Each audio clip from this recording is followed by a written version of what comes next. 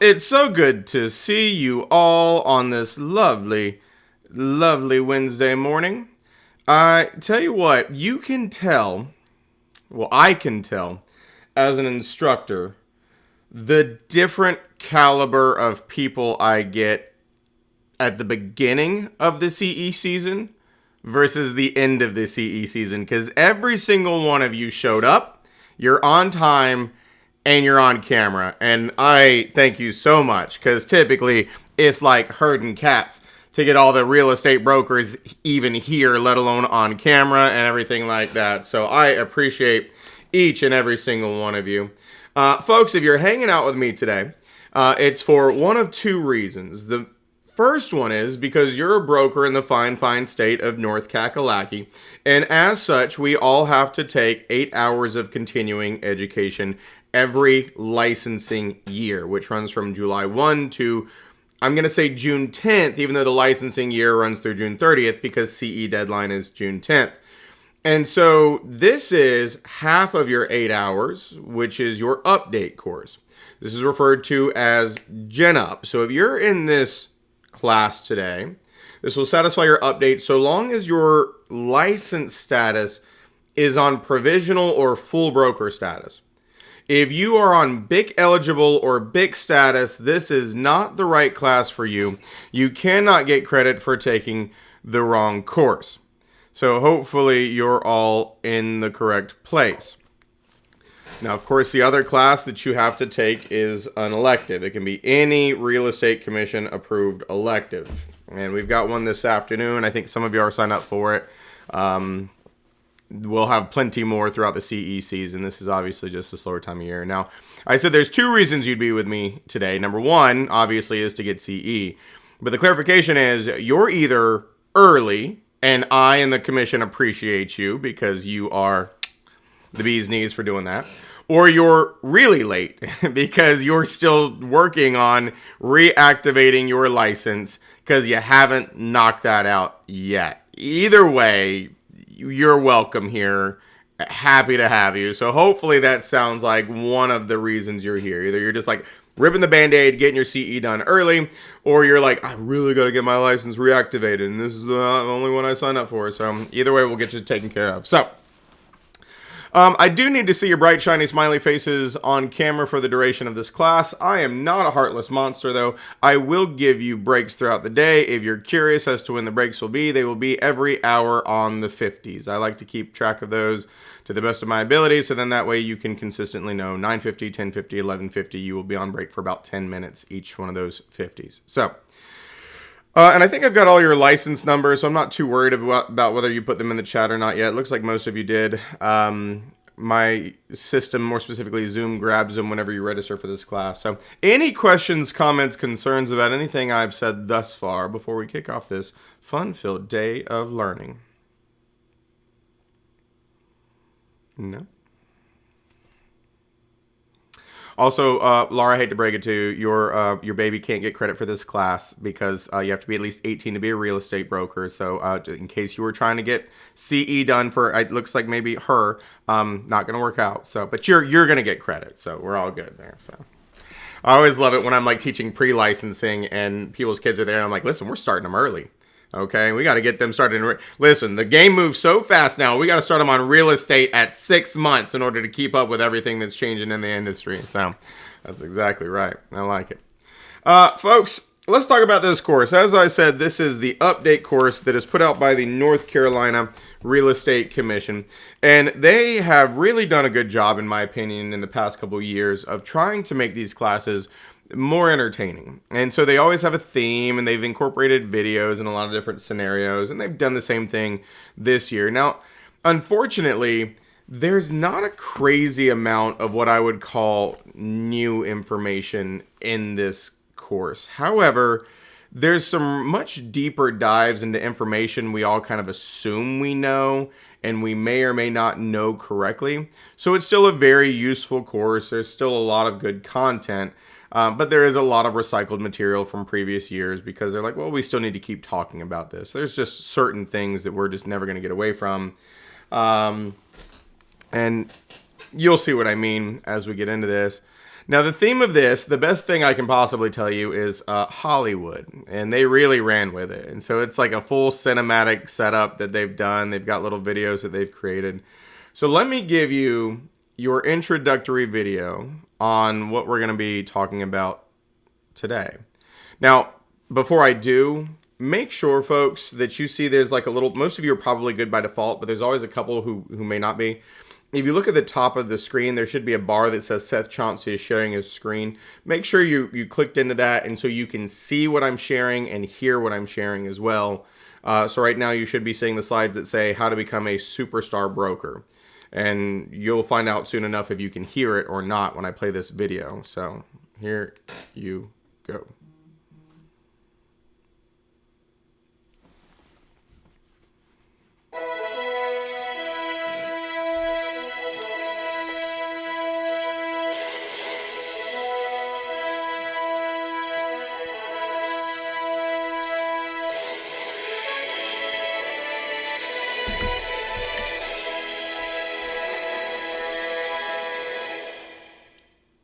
See what I mean? The Real Estate Commission really did it up this year. They have all these little sound bites out today. They're really, in case the Real Estate Commission ever crumbles, they have a career in maybe video editing. Here's the other introductory video.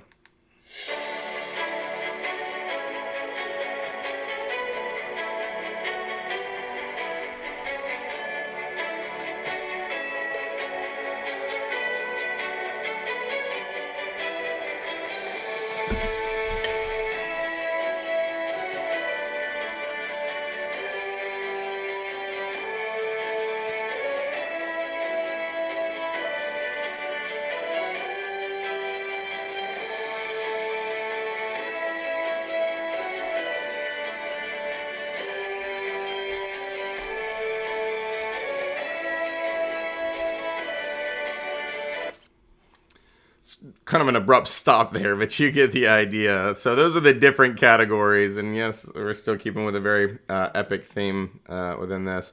Those are the different categories we're going to get into today, and we're going to start off with agency. And I'm sure, because I know a lot of you have been brokers for quite some time, I can look at your licenses, your license numbers, and know that. And so I'm sure that as I sit here and speak to you, every single one of you in this room is like, Seth, agency, really? We know how agency works. This is the stupidest topic ever. Why would we talk about this? Let me give you a couple insights as to why we're talking about agency, okay? I'll give you three real world reasons. Number one, every state kind of treats agency exceptionally different. And so if you've only been a real estate broker in North Carolina, you may not realize this. And I'll tell you what was the most irritating thing. I am a member of an organization called REIA, which is the Real Estate Educators Association. And I went to a conference in Myrtle Beach last month, the month before, and I was in a bunch of seminars and rooms with real estate educators from across the country. And nothing is more infuriating than being in a room full of educators where you're trying to explain agency in your state and they're trying to explain agency in their state, and it does not line up at all. We have different acronyms. We have different ways we define things. If you ask that room of educators in their respective states what a fiduciary is, what a transactional broker is, what a facilitating broker is, you will get 50 definitions, which, folks, is a fundamental issue in my opinion. Because we have so many states that have some type of reciprocity where you can kind of just go grab a license if you're licensed in one state. Not all do it. So there's issue with agency number one. It's different from state to state. Issue with agency number two is it's fundamentally different in the minds. It's not actually different, but it's fundamentally different in the minds of brokerages and BICs in North Carolina versus the legal way it's supposed to happen and the way we do it. And this is a true story. I'm not even making this up, folks. I teach every class under the sun. Okay, I teach pre-licensing, post-licensing, CE, right, BICUP, everything you could possibly do, and I write courses as well. And I love it, but I'll never forget it. And I know this. I was teaching a group of pre-licensing students early in the year, and I was explaining to them how agency works for the sake of their test, because it's a very testable concept, which is the legally correct way that agency works. So they have to understand agency and sub-agency and, dual agency. And I kept telling them, you got to know this for the test, But when you get your license and you join your brokerage firm, they're not going to treat it like this. And they're like, really? I'm like, yeah. We don't treat it the legally correct way fundamentally. And I'll never forget it. I had a student in my class, really gung-ho, passed the class. He joined a brokerage firm. I'm not going to name the name of the brokerage firm, but he joined the brokerage firm, and he called me up and he said, Seth, I was talking to my BIC and I was explaining everything I knew about agency and, this, that, and the other and everything you taught me. And he's correct. Everything he said was accurate. And my BIC looked at me and she said, that's not how it works. It is. It's just so many brokerage firms don't do it the correct way. And I think that's the real reason this has come back. And so I'll give you reason number 3 why this is so important. Folks, unless you've been living under a rock, every single one of you has heard of and had to deal with the NAR settlement, yes?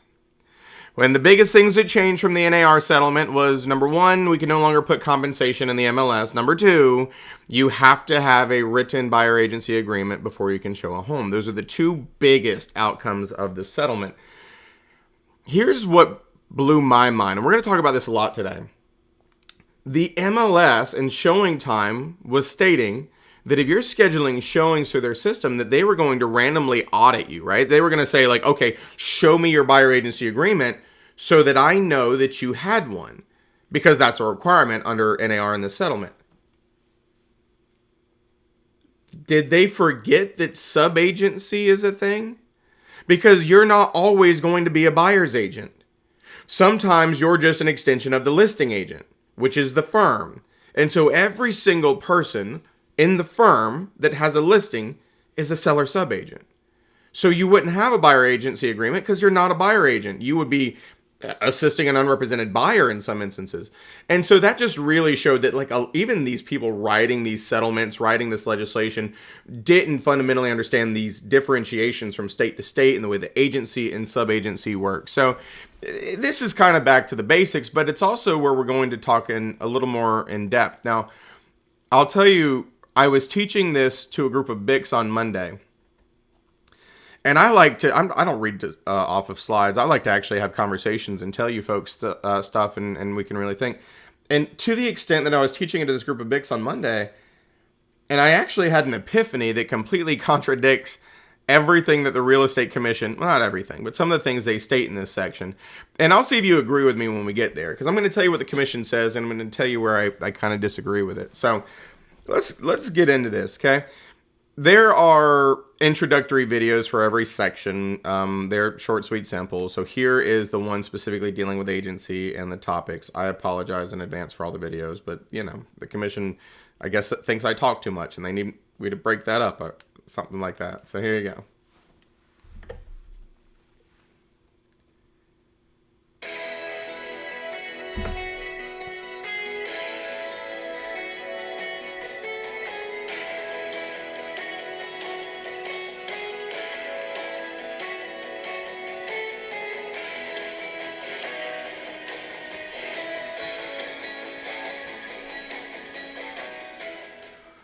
So those are just some of the topics we're going to talk about in this section. So let's start with just understanding a couple things, like some terminology. So we're going to define some terms. We're going to talk about the agency disclosure and agency agreement rule, which is 58A.0104. Make sure we all understand fiduciary responsibilities, which I know every one of us in this room do. And then, of course, of that, really take a deep dive into reasonable skill, care, and diligence.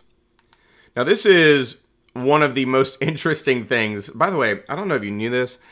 If you're an educator in North Carolina, in order to teach y'all this 4-hour class every year, I have to go take an 8-hour class with the Real Estate Commission. They call it the Update Instructor Seminar. The math ain't mathin', in my opinion. I'm not sure why I have to sit in there for 8 hours to teach y'all a 4-hour class, but every year I have to do it.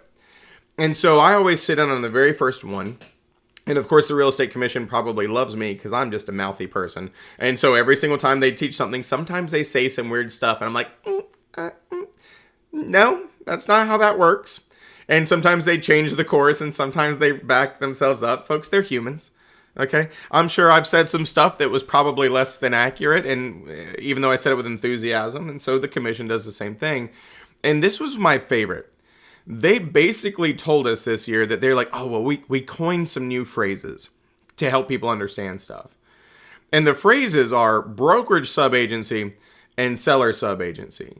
Now, what they're trying to discern or distinguish here is subagency in your brokerage firm and subagency between two brokerage firms. And let me ask you a question. Have any of y'all been doing this long enough that you were a real estate broker before buyer agency was a thing?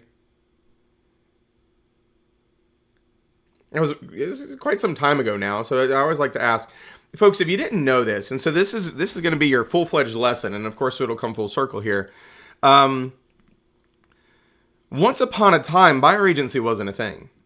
Every single broker and brokerage firm represented the seller, which means every single buyer was an unrepresented buyer. That's how this used to work. And then when we couldn't find buyers, other brokers started bringing us buyers from other brokerages.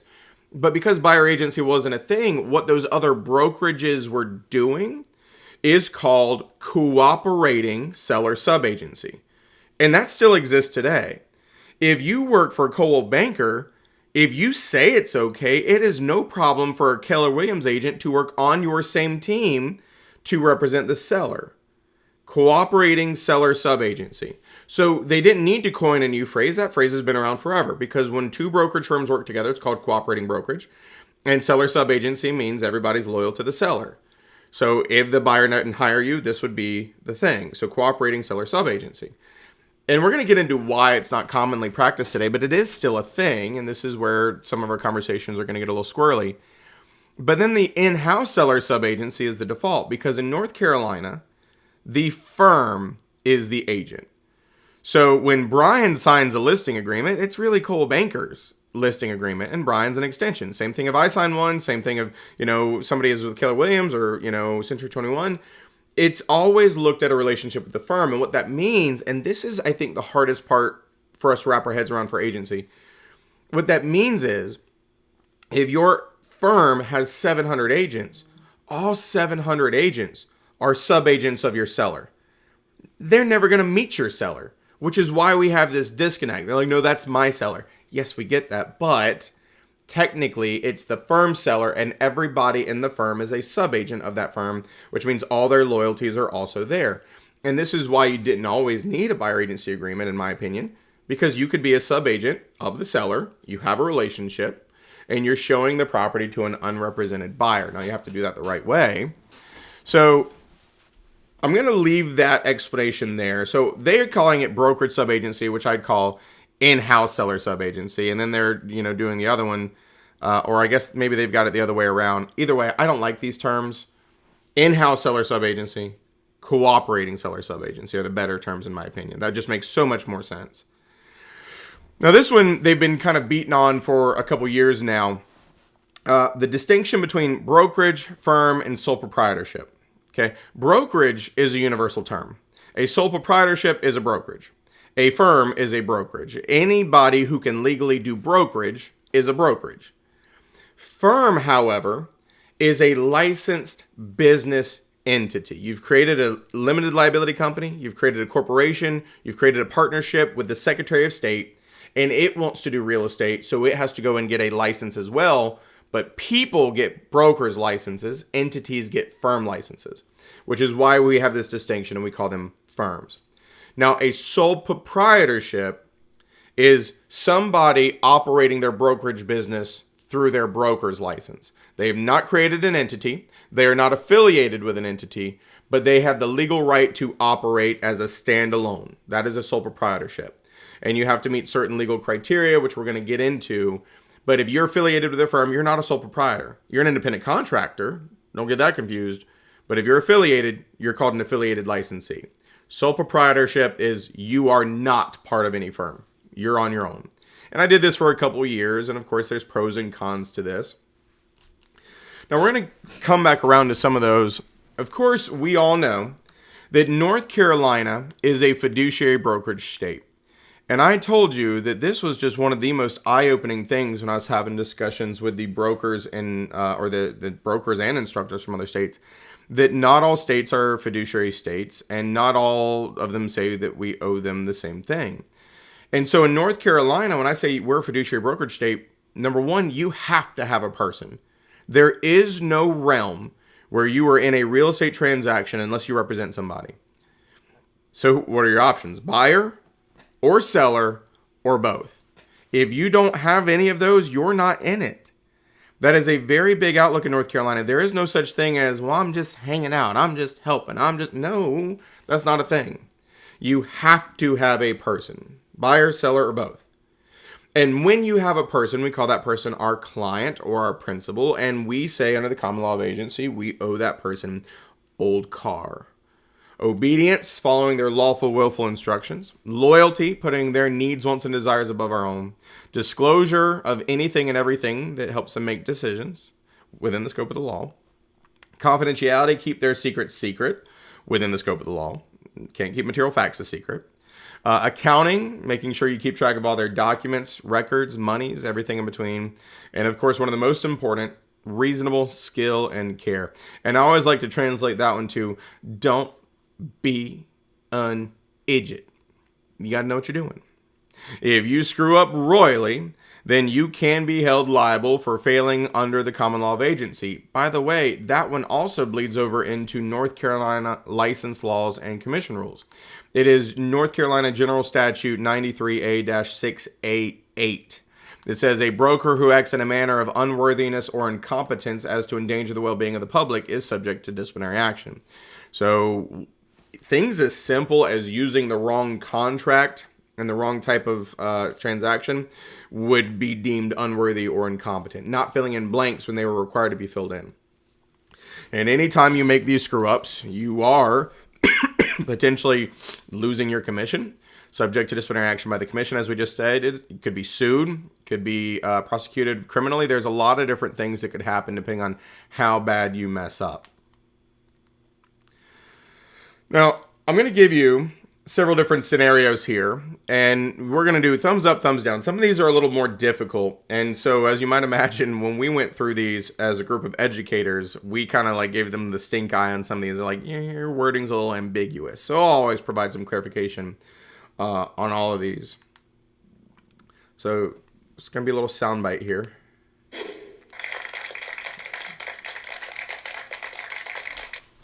There you go. So we're either going to give these people a pass or fail. Thumbs up, thumbs down, super easy. Seller confides their lowest acceptable sales price to their listing broker. The listing has now expired. That same broker enters into a buyer agency agreement with a buyer who's interested in that specific property. The broker tells their buyer client the seller's bottom line sales price. Yay, nay. I always get a couple different answers on this one. This is okay. Folks, let's clarify this. When we enter into an agency agreement, you are our client and our principal. When that agency agreement ends, you turn back into a customer, and we do not owe you confidentiality anymore, which is kind of funny to say because, let's be honest, our industry is a referral-based industry. We want to keep track of you forever. Right? We want to know how your kids are doing. When you were thinking about selling, do you know anybody who wants to buy or sell? And so we stay in touch with these people, but that doesn't change the fact that even though we're staying in touch with them, they're back to customers. Now, obviously, if you were fired from a listing, probably delete them from your database. They're not going to be good for your SOI, so it doesn't really matter at that point. But the point is, we would never go out of our way to hurt a past client, even if we're fired. If you know their secrets, if you know why they're selling, if you know what their bottom line price is and you get fired and there's no one to tell it to, don't tell it. You have no reason to. But what changes in this scenario is you've now been hired by another client who you do owe fiduciary duties to. And because your allegiance has changed, your loyalty has changed, yeah, you would share all that information with this new buyer client. The only thing that would supersede that would be an NDA, a non-disclosure agreement, which is not very common unless you're working with a celebrity or some high-profile client. But otherwise, yeah, sing like a bird. They're not your client anymore. How about this one? A listing agent provides a full comparative market analysis of a listed property to prospective buyers.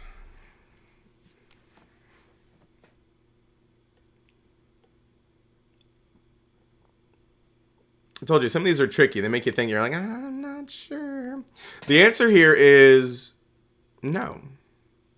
A CMA is something that is a client level service. We would do them for clients. What the commission says, if asked by like an unrepresented buyer, you could give them a list of unadjusted comparables. The adjusted CMA is what we do for clients. You don't give that to an unrepresented buyer. You could just give them a list of unadjusted comps. Here's some similar homes that have sold in the area. Do with that information what you will. Now, I had somebody ask this when I was teaching the BICs just the other day. They asked, well, what if another agent calls you and asks for your CMA? Can you give it to them? And I said, well, your biggest answer is ask your seller. If your seller says it's okay, do it. And we all know why they would ask this. We've all been in the position, I'm sure, where you're a buyer's agent, your buyer likes a home, you're having trouble figuring out exactly where you got this number from, right? How did you come up with the price? And so we'll ask that. Can you share with me your comps? Can you share with me how you came up with this? Now, the reason why I said ask your seller, folks, I said under the obedience, we got to follow their lawful, willful instructions. Are there times that sellers are unrealistic and want to list their house higher than what we think it should be listed at? And sometimes, against our better judgment, we do that. So it would not necessarily be in the seller's best interest if we shared the CMA that said, yeah, it's only worth $340, but we've got it listed at $380. So that's why I said maybe ask your sellers. But of course, I would say it would make sense if you really thought it could justify the price. How about this one? Listing agent follows their seller's directions to keep information confidential about a water leak. There you go. We all know this one. We have an obligation to discover and disclose all reasonably ascertainable material facts regardless. So this is where the law supersedes our fiduciary duties. We have an obligation to sing like a bird on material facts regardless of what the seller wants us to do. It is what it is. It clearly outlines it in the listing agreement. It clearly outlines it in the ARPODs. Have to. How about this one? A broker is actively and simultaneously representing two different buyers interested in the same property.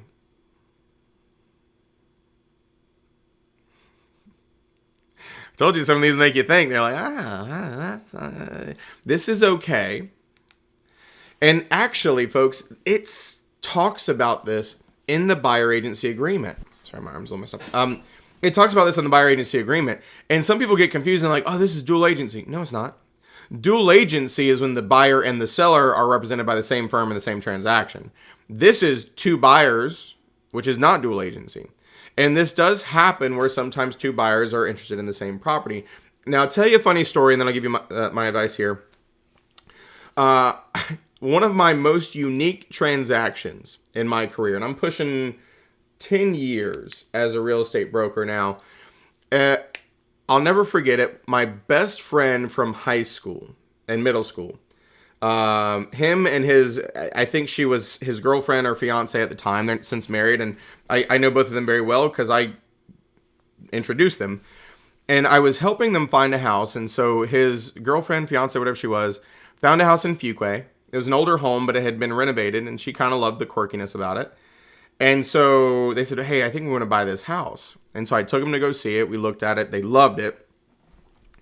And we got done, and we were thinking about putting in an offer. And then the wife, girlfriend, whatever, was like, oh, crap, I forgot to measure the height of the backyard fence. And I think is what it was, because they had dogs. I said, oh, don't worry about it. I'll schedule another showing. I'll go back. I'll get the measurements for you as a good agent. I got this. So I went back to the house without them, measured the fence, did my stuff, ended my showing, and went to go leave. And as I was leaving, a car pulled into the driveway or right by the driveway. And of course, I assumed it was another agent. So I kind of flagged them down. I said, oh, my showing's done. Are you about to start a new showing? They said, actually, no. We reached out to an agent. We hopefully will end up getting an appointment and seeing it. We just wanted to drive by it. I said, oh, well, hey, listen. If you want to call your agent up and say that another agent's here, I'll let you in. So I'm not trying to steal business, I'll let you in. That way, if you like it, come back with your agent. If you don't waste your agent's time. And so they're like, oh my God, would you do that? And I said, absolutely. So I just took them back in to be nice. I showed them around the property and I said, all right, y'all have a great day. And they asked me for a business card. And I said, listen, I'm not trying to steal business from anybody. If you got an agent, here's my business card. But have your agent reach out if they want any clarifications or questions. I'm happy to answer it. I was just being nice. Have a good day. And they're like, well, we don't have an agent. We reached out on online and we haven't heard back from one yet. So we have no agreement. We haven't met anybody. We just did like an online inquiry and we do want to work with you. Well, this was the awkward part because they were interested in that house. So this is where I really screwed myself because my best friend wanted to put an offer in on this house. And now these other people that wanted to work with me now, and I was just being nice, wanted to put an offer in on this house. Now, here's the really funny part of this story, and I'm not making this up. It sounds like I am. It was a boyfriend, girlfriend in this car as well that I showed this home to. And I'm not kidding. He was the current world champion BMX biker for Australia. So he actually had just won the world competition. This was the year before COVID in Japan. And he had gotten like $200,000 in prize money. So he had, all this money that he was going to use to buy property. And he was buying in Fuquay to be close to the Daniel Dares training facility or like the BMX park. And so I'm like, oh, crap. Not only do these people want to work with me, but this guy's got $200,000 in cash just sitting there and prize money that he can use for due diligence and down payment. I'm like, my friends are screwed. I was like, ugh. And so this happens. And so I'll tell you what my suggestion is and what you can do. And then I'll tell you how this ended up. The best thing you can do, in my opinion, is give them both the exact same advice and see who listens to you better. Because we all know that if you give them advice, some are going to listen, some are not. And so you give them the exact same. The other option, in my opinion, that you could do is assign one of them, like have one of your buddies in the office, like help one of them write an offer up. And then that way you kind of have this separation of like this person's helping this person's helping this person. The downside with that is the friends or the clients who you send to the other person, they're going to be like, why'd you pick us? Or, why'd you pick the other people? Why didn't you pick us? So there's always going to be that awkwardness. But here's the good news for me. This home had a pool in the backyard, and the BMX guy decided that he also wanted to have a big open backyard where he could potentially put a miniature training facility in his own backyard, like half pipe and stuff like that. Looking back on it, he probably could have just drained the pool and just practiced in that, right? But I don't know. So he ended up not putting in an offer. So I did get both of them. My friends did buy that house, and then I helped the BMX guy and his girlfriend buy a house one street up the road. It was new construction with a big open backyard. And oddly enough, though, like if I was really good at following up, I'd teach more. I should probably reach out to him because he has a different girlfriend. Both their names are still on that house. I think he hasn't been back to the United States since COVID ended, and he's been training. So I'm thinking his like ex-girlfriend is still living there. So I should like follow up and be like, hey, how's everything going? See if like he maybe wants to sell it. That'd be kind of a low move because I know that because I follow him on Instagram. He's always doing BMX stuff. So I kind of knew that. So this is not dual agency. This is okay, but it is an awkward situation. Did I let my friend know that I had another buyer? I think I did. It was 6 years ago now that this all went down. I got a picture of him on my bookshelf over there with me and the BMX guy in front of his house. I think I did tell him about that though. Or maybe I waited to see how it played out, and then I once it ended up not being a problem, I probably told him after the fact. How about this one? Listing broker insists that a seller do an exclusive listing that is only advertised in the firm's private listing network.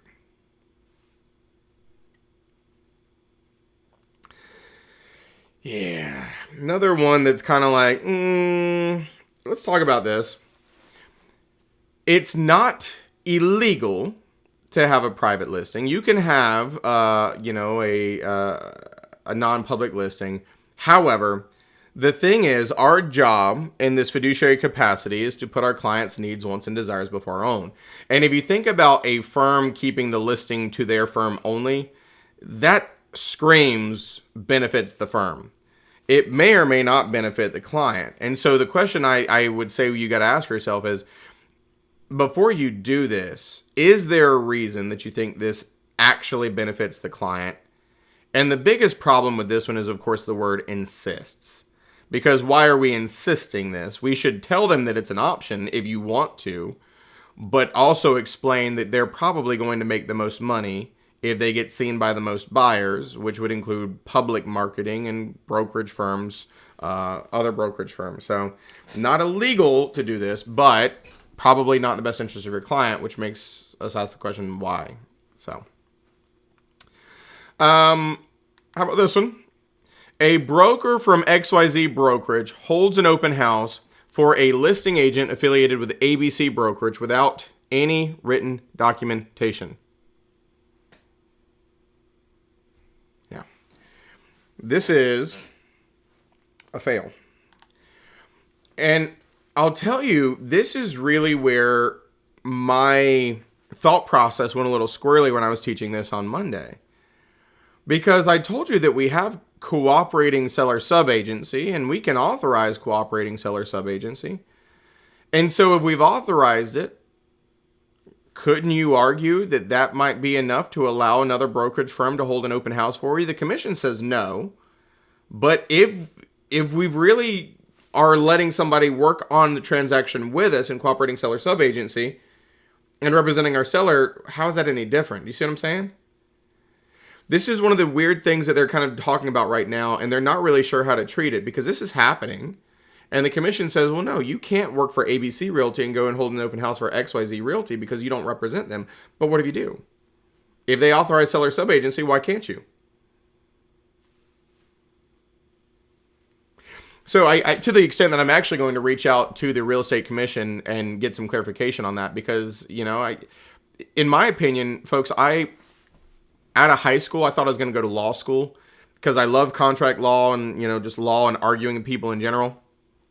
But then I realized how much school was involved. I'm like, no, I'm not going to do that. I'm going to go be a real estate agent instead. No, I'm kidding. I went to hospitality first and then, of course, made the normal transition from hospitality to real estate. That's a very common transition phase there, right? And like, what they say, you work your way from server to bartender to restaurant manager to real estate agent. That's the progression of the hospitality industry. In case you didn't know that, that's how that works. And that's exactly what I did. So, but I am going to reach out to the commission because I think it's, in my opinion, if I can circumvent your law or your rule with one simple technicality, then it's not a very good one. And I think I could easily argue that I authorize seller sub-agency. Why can't they hold an open house for me? So I'm going to reach out to them and get clarification because I don't necessarily agree with how they're like, no. I mean, of course, this is mentioning in writing. So I guess if you get it in writing in some way, shape, or form, they can't argue with it. A couple of best practices in these topics of conversation. Of course, always putting our principal's interest first. That comes back to that loyalty. Making sure that we communicate any conflicts of interest or, things that could arise. Following their lawful instructions. Has to be within the scope of the law. Emphasis on that lawful. Providing timely, relevant information. This is another big one for me. Let's talk about these bottom two. Geographic and transactional knowledge are of the utmost importance. And I always teach licensees, and I clarify, you are a North Carolina real estate broker. Your license is good for the entire state of North Carolina. But just because you can do something doesn't always mean you should do something. Because if you go and you do a transaction in the mountains, but you don't know about some of their laws, some of their zoning, some of their regulations, and you screw up, the commission's not going to go easy on you because it was your first mountain transaction.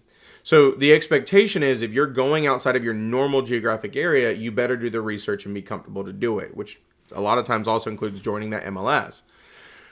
But the other one is the transactional knowledge. And here's what I mean. One of the scariest things to me as an instructor who teaches every class, I would have so many students come through in post-licensing, brand new brokers, doing transactions, and the things they would say would terrify me. Because they're doing transactions. That's scary. And so some of them not understanding how due diligence works and earnest money and the deadlines and when you get it back and when you don't, like that's scary enough. But I think one of the most terrifying things for me as an educator and a person in general is the amount of brokers who got into our industry over the 2020 to 2023 timeframe because the market was gangbusters. Folks, y'all remember COVID? When COVID first hit, if you were in the business, every single one of us thought we were about to be eating our shirts. We are going out of business. We're all going to have to do something else. Like we thought that it was going to just crash.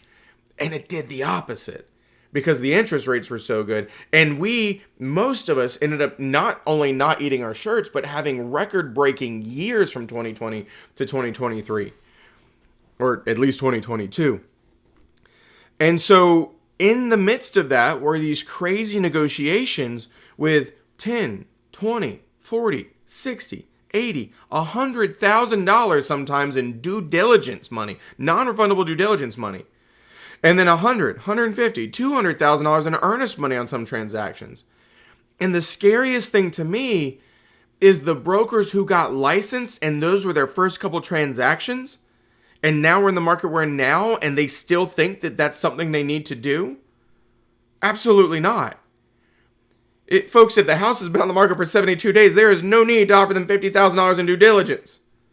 Please don't. There's also no need to offer over asking.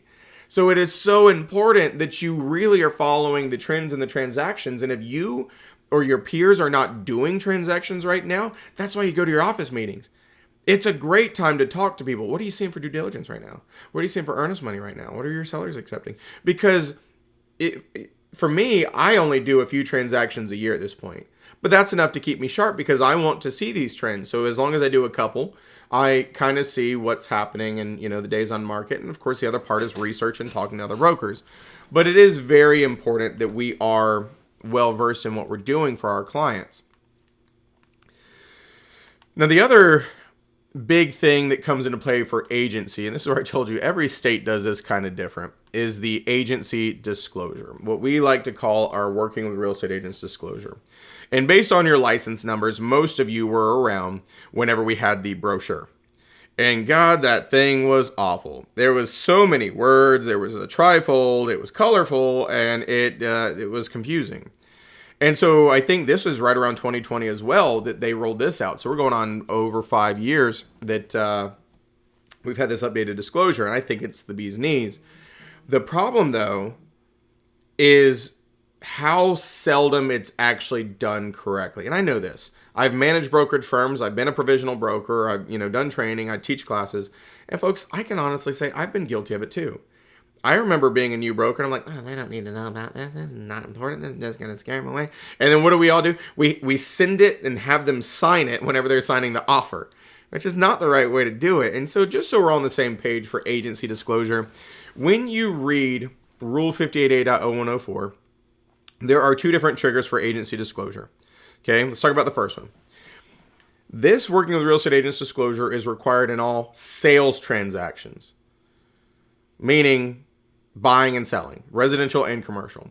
You don't need to give this to a potential tenant. You do not need to give this if you're a property manager and you are getting a new property to manage. Those aren't sales. So this is only required in sales transactions. And of course, the trigger under normal circumstances is first substantial contact. The second the conversation starts going into anything that could be used against somebody in a real estate transaction, we typically refer to it as PTM, price, terms, motivation. So before they start talking about how much they can afford, why they're buying, why they're moving, why they're selling, we need to stop them. We need to give them this written document, either digitally or in paper format. There's no rule on that. And we need to review it with them. And of course, we ask them to sign it, but signing it is just showing that we did our job. It's not creating a relationship. It's not asking them to pick anything. It says at the top in all caps, right, or in that little warning box, this is not a contract. Now, the other trigger goes back into seller subagency.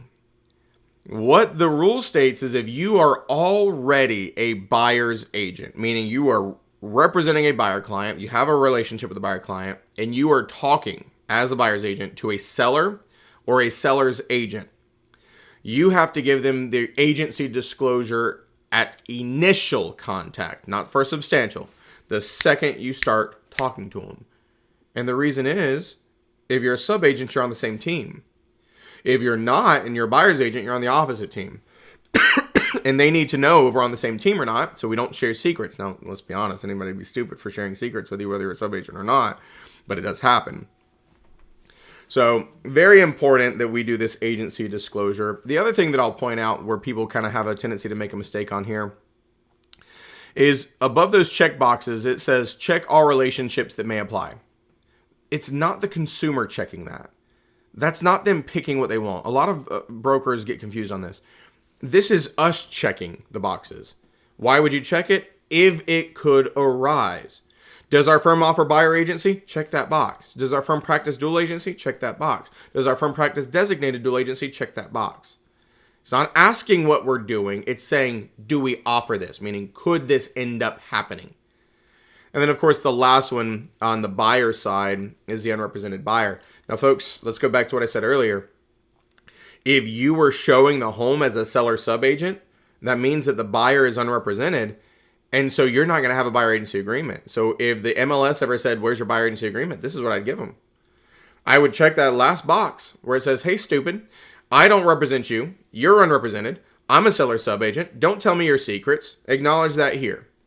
And so if they ask for my buyer agency agreement, I'm like, I don't have one and I don't need one because I'm a seller subagent. And that means I have the right to show it without a buyer agency agreement. But this is what I would send them. So make sure that anytime you're showing a home to an unrepresented buyer, you check that last box and you have this so that the MLS doesn't come after you. The Association of Realtors doesn't try to fine you or anything like that.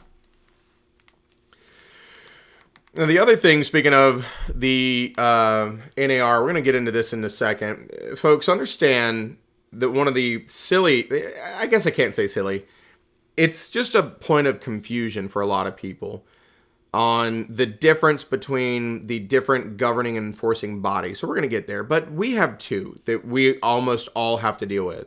The North Carolina Real Estate Commission, which is the legal side, and then National Association of Realtors, because most of us are realtor members and we have agreed to abide by a code of ethics. And as realtor members, we also have to abide by the settlement protections that came from the lawsuit a year ago now, right? I think it was first proposed, we made all these changes in August, so we're coming up on a year or a little over, and then November was when it was actually like formally adopted by the DOJ or whatever. But I'll get into that distinction a little bit more. In North Carolina, there is nothing stating that buyer agency agreements have to be in writing. That's not the law. That's the NAR settlement. So you can have an oral buyer agency agreement still in the scope of the law up to a certain point. So that's what that person be in writing at the appropriate time. The appropriate time is before you make an offer for a buyer agency agreement. Legally, you can have an oral buyer agency agreement showing houses, doing everything, but you would have to have it in writing before you submit an offer. Now, that's great and good and all that the law says that, but the NAR settlement says we have to have a written buyer agency agreement before we show a property. They say we can only have an oral one to the extent that we're not showing homes yet. The other things outlined in the agreement rule, though, is the things that have to be present in the written agreements. The non-discrimination provision, which is the broker will act without regard to race, color, religion, sex, national origin, signatures of all the parties, the individual broker's license number, and a definitive expiration date. We cannot have open-ended listing agreements. They have to have an end date. It could be for 5 years, but it just has to have an end date. And before you come at me about the 5-year thing, if you recall, last year we talked about a law that was passed called the Unfair Real Estate Service Agreements Act. It still allows you to have a listing agreement that exceeds a year. It was not allowed to exceed a year if it created a lien or encumbrance, binds future owners, or runs with the land. Those would prohibit them from being over a year. But you can still have a 2-year listing agreement as long as you're not trying to do any of those things. And of course, that came from the big change because of MV Realty and the shady stuff they were doing with those 40-year listing agreements. So, folks, it's 9:49. You're coming up on your break time. When you take breaks, you're welcome to turn your camera off, go meander around, get your coffee, stretch, use the bathroom. Just make sure you are back at 10 o'clock, and we'll keep rocking and rolling. Whoop, whoop. Folks, let me answer a question I got in the chat. The question is, do you know if a broker may become a BIC without ever being attached to a firm? That's an interesting answer, and here's why. The way that you become a BIC is you have to have 2 years of full-time brokerage experience within the past 5 years. And so it would be really difficult, in my opinion, if you've never attached to a firm to do that. And the reason is, if you become, and we're going to talk about this, but I'll go ahead and give you a miniature lesson on it. The way that it works in North Carolina is a provisional broker can't activate their license unless they join a BIC or a firm. When you become a full broker, you drop your provisional status, you can activate your own license and be a full broker sole proprietor. Now, the way that the rule currently stands is a full broker sole proprietor that does not have a BIC cannot advertise their brokerage services in any way, shape, or form. And so if you can't advertise your brokerage services, how are you going to get brokerage experience? Now, I say all that to say, in theory, you could be a full broker working in property management underneath somebody else, and maybe that would be considered experience. But I can't tell you exactly what the commission defines as full-time brokerage experience, but they do have an expectation that you've gotten it, if that makes sense. So that would be the only requirement that would hold you back, in my opinion, is have you met that 2 years? And if you didn't ever affiliate with a firm, how do you prove that you have 2 years of full-time experience? Now, one of the other things I'll tell you, they are currently having some very detailed discussions. And when I say currently, it's really been over the past 2 years on what they call BIC span of control. And so what is the obligations of a BIC? What are the requirements of a BIC? Are the rules good? Are they not strict enough? Are they, and so they're finally coming to a point where I think you're going to see some major rule changes for BICs. I don't know what they are yet because they've kind of gone back and forth so much. But one of the things they were talking about at one point was changing it from 2 years to 3 years, but then also changing that 3 years to you just have to have been a broker for 3 years. Not actually having to prove that you've done anything. I don't know where they're going to end up on that, so please don't take that to the bank, as they say, because it hasn't been set in stone yet. But they are going to end up changing the rules for sure with BICs. So,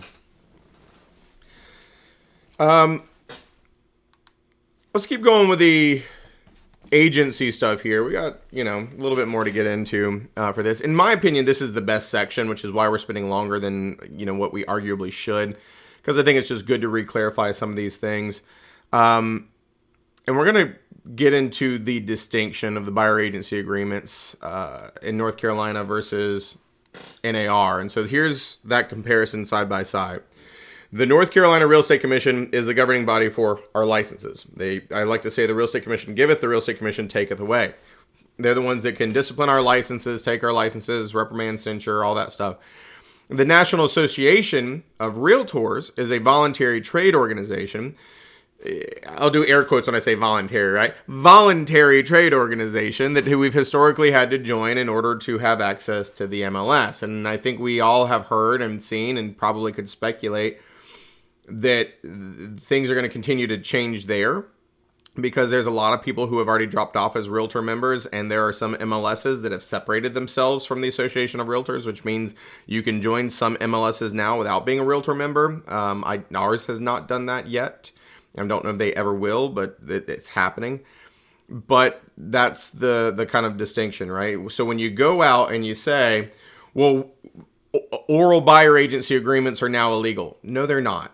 They're still very much legal in North Carolina. It's just that as a realtor member, you can't operate with one because you are bound by the settlement protections. And so if you're found operating without one, you get hefty fines because they basically are saying you're a liability to them if you're not following these settlement protections. If I was a betting man, I would bet that they will probably bring back some of the settlement stuff up again over the next year or so, because I think they're now a year later realizing that what they said the intention was not actually happening. The intention was always stated as to be more transparent. Folks, the industry's never been less transparent. Because now you got to beg for some information. Are you offering any buyer agency compensation? The most obnoxious answer out there, in my opinion, is, well, it depends. It shouldn't depend. Didn't you have a conversation with the seller on whether or not you were going to? And, I think everybody doing it different is not doing us any favors either. But I won't get into the minutia of that. But that's just kind of comparing these distinctions. I will tell you, if you haven't heard, and maybe you have at this point, that I would think our lives are about to get a lot easier with the depends conversations. And if you haven't heard these, I told you I teach post-licensing students a lot too. And so what's happening is sometimes you reach out to a listing agent. You say, are you offering compensation? They'll say something like depends. And what they mean is depends on your offer. Well, here's the thing.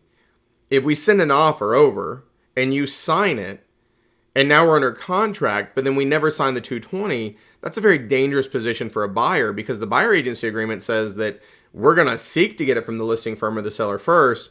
And if we don't, then we're going to come after the buyer for it. Do you think a buyer wants to get under a contract on a house without knowing whether or not they have to shell $12,000 out of pocket to you? The answer is no. And it made it very difficult, because if you wouldn't sign the 220 first, the Form 220, by the way, is the compensation form. Hopefully everybody's with me on that. If you don't sign that first, then it's a very risky thing. So here's what's changed if you haven't heard this. North Carolina General Statutes law has been updated, that it is now legal to put compensation in the contract. Until this year, that has been one of the biggest things that has been prohibited in North Carolina. As real estate brokers, we were never allowed to suggest any pre-printed contract if it contained discussion of brokerage compensation or any disclaimer of liability. Those were no-goes. Couldn't touch them with a 10-foot pole. The law has changed now where you can. And Rule 58A.0112, which is the sales contract rule, still states that it's not allowed. However, the Real Estate Commission came out and said that they're not enforcing that rule because it contradicts the law. It's just that these rule changes have to go through a process, so it can't happen overnight because it has to go to the Office of Administrative Hearings. We're going to talk about that in the next section. So what I'm telling you is, now talk to your attorney, talk to your BIC, but what I'm telling you is, there is nothing stopping you today, now, from having an attorney or somebody draft up an addendum called a brokerage compensation addendum and attaching it to an offer to purchasing contract and clearly putting in there that as part of this offer that your seller or listing firm is going to compensate the buyer agent 2.4, 2.5, 3, whatever. That's legal today. You can do it and not have any issue.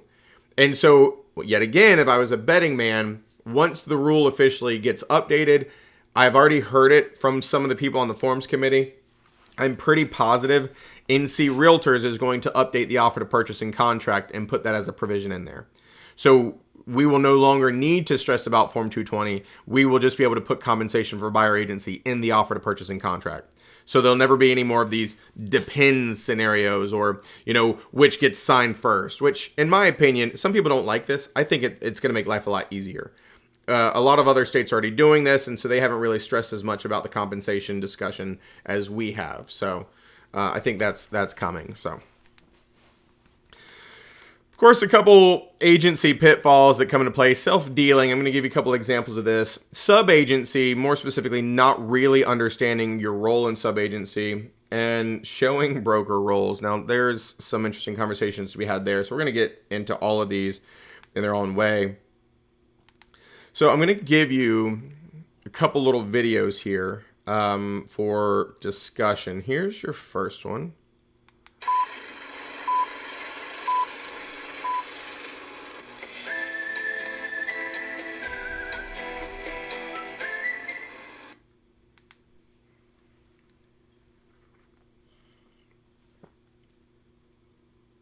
Brecca, a listing agent, listed Samantha's 3-bedroom bungalow in historic Oakwood. Although the property was in need of repairs, it had great potential. Samantha was eager to sell the inherited property very quickly. Brecca realized that the 3-bedroom bungalow would be a great rental property for her portfolio and believed that the value of the property would increase exponentially after some minor renovations. Therefore, she personally wanted to purchase the property. Brecca approached Samantha with an offer. She suggested that given the property's current condition, Samantha should consider selling it to her directly. Brecca reassured Samantha that she was offering her a fair price and a guarantee that she could close within 30 days, something that was rare for other buyers who needed to secure financing. Samantha accepted Brecca's offer, and the parties went under contract. Settlement occurred 14 days later.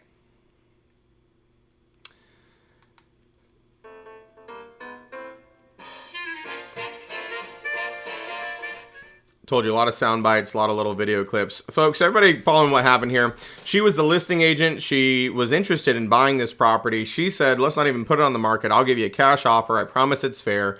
And she accepted. So she sold this property directly to her listing agent and it never hit the market. Do you think that Brecca has adhered to her fiduciary duties with Samantha, her client? This is one where, you can kind of like, it depends. Here's the thing that you may or may not realize. We've always talked about self-dealing. There are laws prohibiting self-dealing where we would try to get a competitive edge or advantage as a real estate broker versus the general public. We're not allowed to do that. And specifically, in our agency agreement and disclosure rule, 0104 again, there is provision P. And what it basically states is, if you are a listing agent and you become interested in buying the property, not only do you have to look them in the face and suggest to them that they may want to terminate their relationship with you and get a different agent. If they're, you got to tell them that. You may want to terminate our relationship and get a different agent to represent you in me buying it. And if you don't want to do that, at the very least, you have to assign it to another agent of your firm. And it very clearly states that. So if you don't give them those options and if you don't explain this to them and you just say, I promise my offer's fair, and they take your word on it and they buy it, you're in violation of the commission rules, which means you're automatically in violation of license law, more specifically 93A-6A15, and you are subject to disciplinary action by the commission. Now, we all know that one of the biggest perks of the job of being a real estate agent is being our own agent. And yes, some of us are investors and buy properties as well, but you just got to be careful that you never do anything to violate the rules because it can come back and bite you in the tuchus. So, can you buy the property? Yes. Should you suggest to them that they may want to sever their relationship and get a different broker to represent them in that transaction? Also, yes. But I know the downside being that now there's commissions being paid on that, and you were hoping to work that out of the deal, but it is what it is. Here's another little video for you.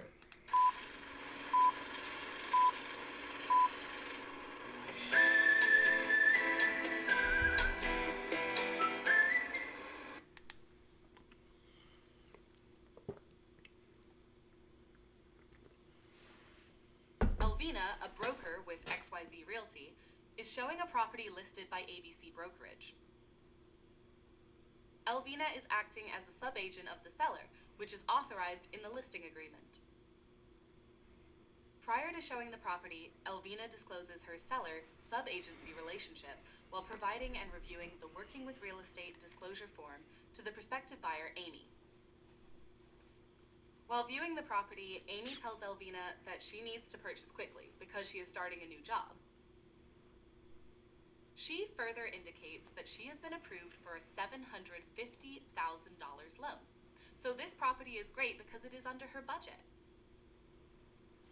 Amy submits an offer of $495,000 to Elvina, and Elvina forwards the offer to the listing agent. Elvina tells the listing agent that Amy needs to move quickly, but fails to disclose her pre-approval amount.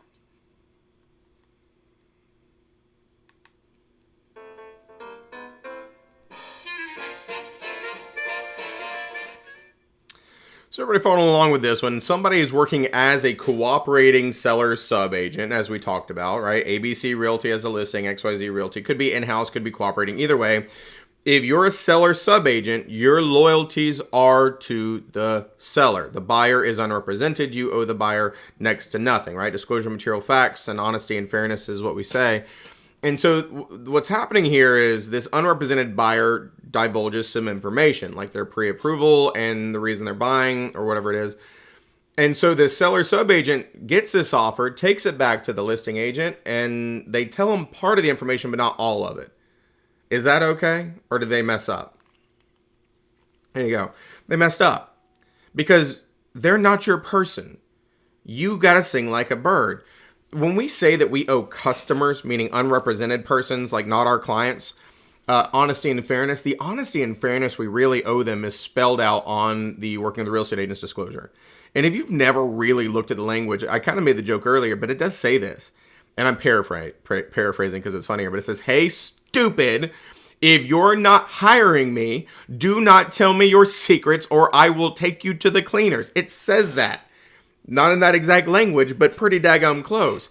And so if this buyer says, well, I'm not going to hire you, and you explain how stupid that is, and don't tell me your secrets, and they tell the secrets anyway, you have to share those secrets with the seller because the seller is your client. Now, not that really knowing that she's pre-approved for $750 is really going to change much. That doesn't mean that she's going to pay more, but it's still information they may want to know just in general. So, yep, should have shared all that information there. This is, of course, I've already explained this. We don't need to spend a whole lot of time on these slides. And I said the new distinction for clarity. I hate these terms. Brokerage subagency. And they're saying brokerage subagency is in-house seller subagency. And then seller subagency is what they're calling it for cooperating seller subagency. My terms are better. And when I say my terms, it's actually the commission's terms they forgot about. They really created new terms because they forgot that folks, I'm not kidding. I've been using the same pre-licensing syllabus for 4 years. And it says cooperating seller subagency and in-house seller subagency. They just completely forgot that they had those terms already. I don't know why they thought they needed to invent new ones. And that's where I love them to death. But sometimes it's just like, bless your heart. That's okay though. We all did that. So the biggest question is, if you're on the same team, are you on the same team wearing the same uniform? Are you on the same team but wearing different uniforms? And that does happen. And so I told you, it's completely legal, folks. And I'll actually even show you this. I think I still have it pulled up here.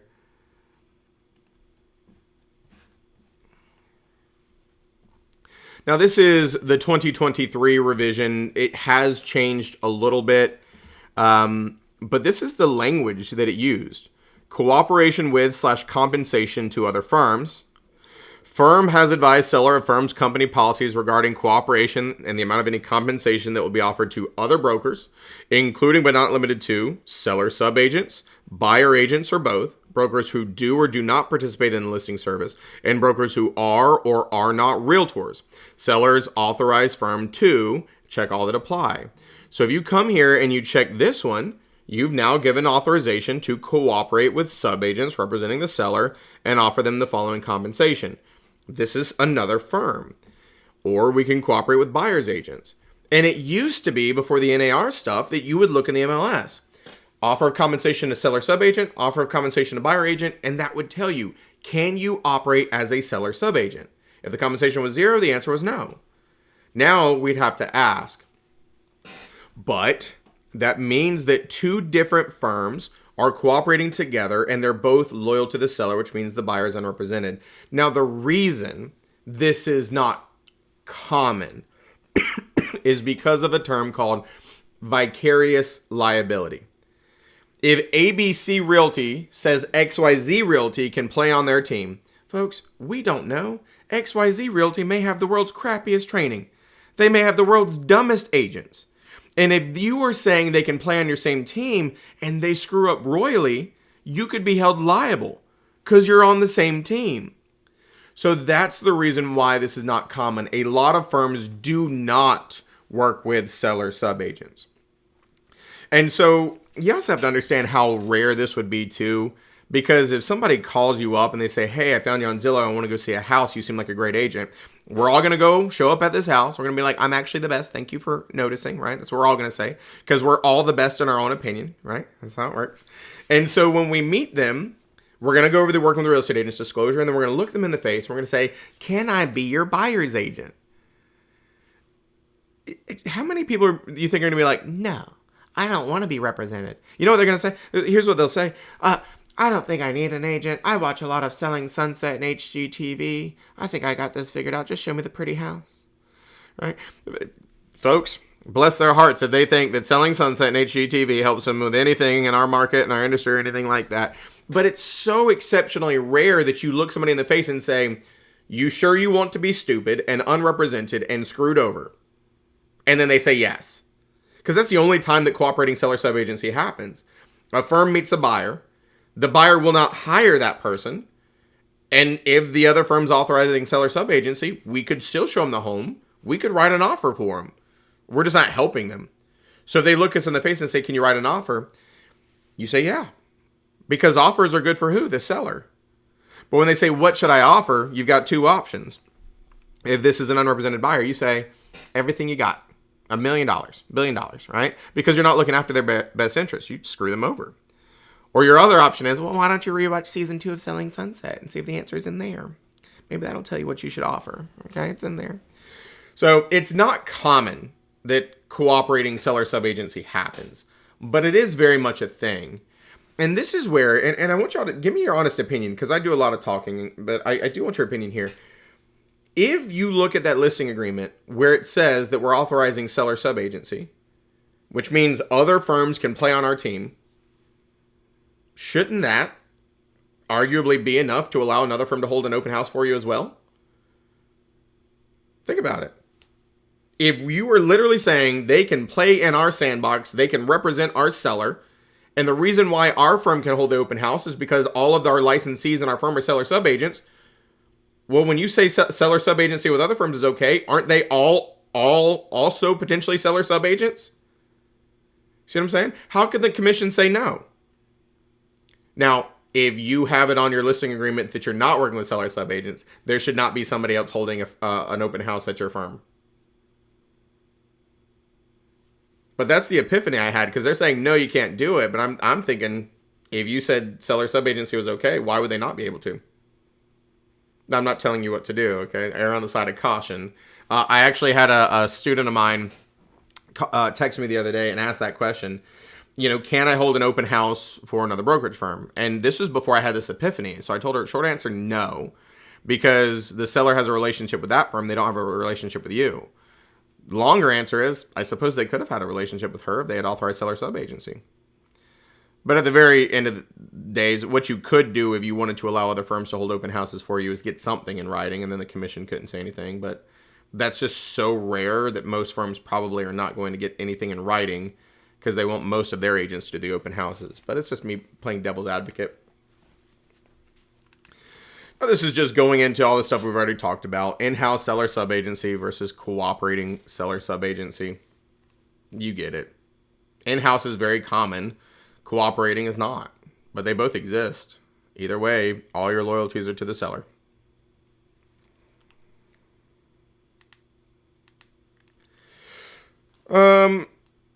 This is going to have a couple interesting conversations, and I'll go down a few tangents, but we're almost done with this section. So these are more yes or no scenarios.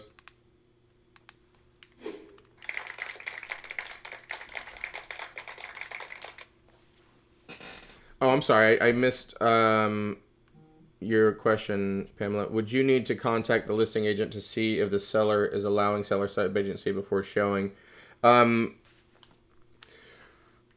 Well, I'll give you a two-part answer. If you're a realtor member, you have to have a relationship with somebody before you show it. And I told you, it's either the buyer or the seller. So if the buyer will hire you, then obviously you don't need to contact the listing agent because you've got a representation with the buyer and you can get in there. But if the buyer's not going to hire you, you can't assume you have a relationship with the seller because they may or may not allow seller subagency.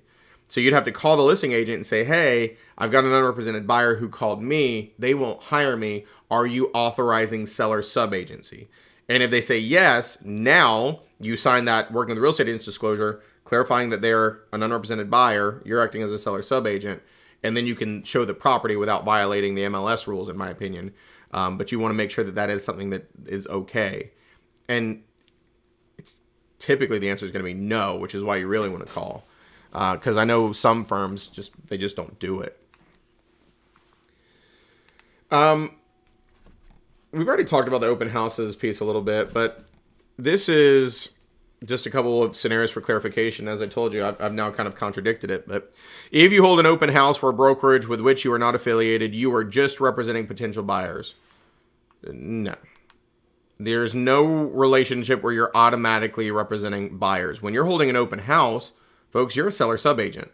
That is the whole premise. Folks, let's just be honest about it.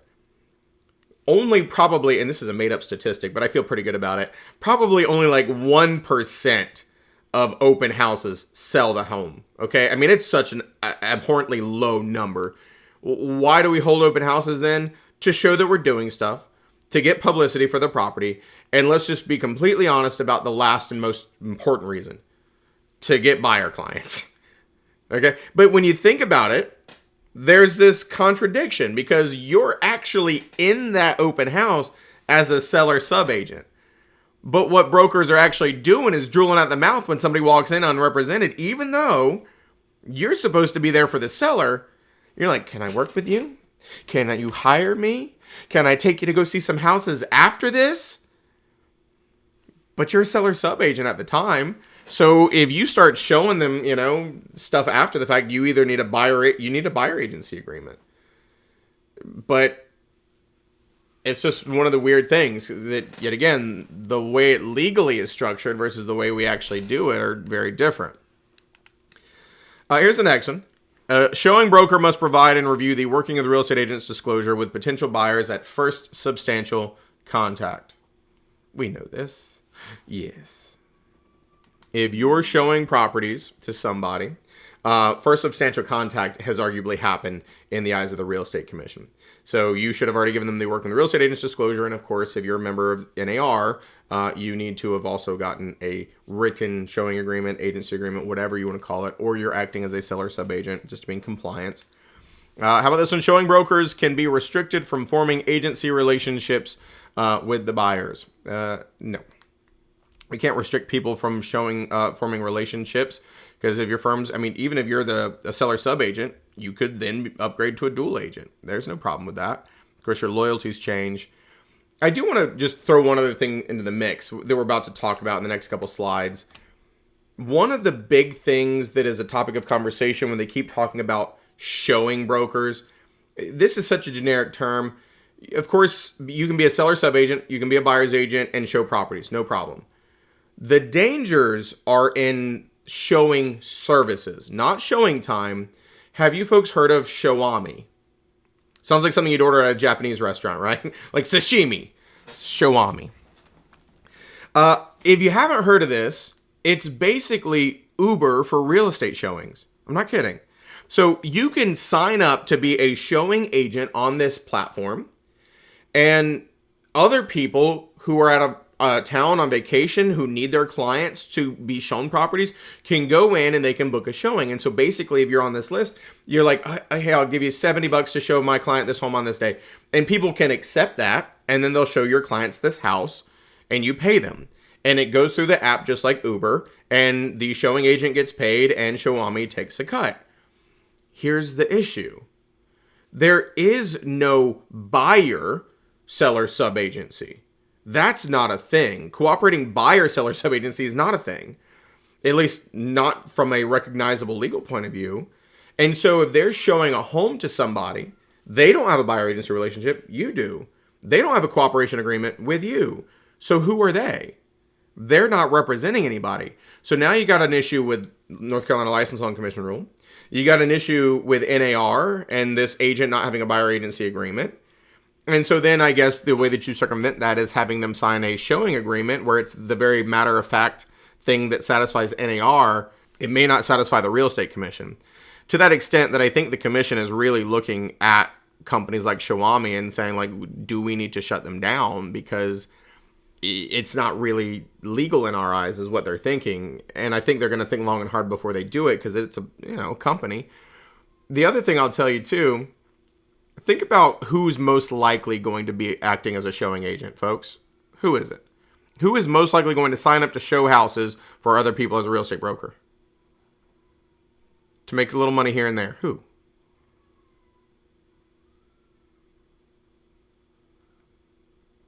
Come on, you know.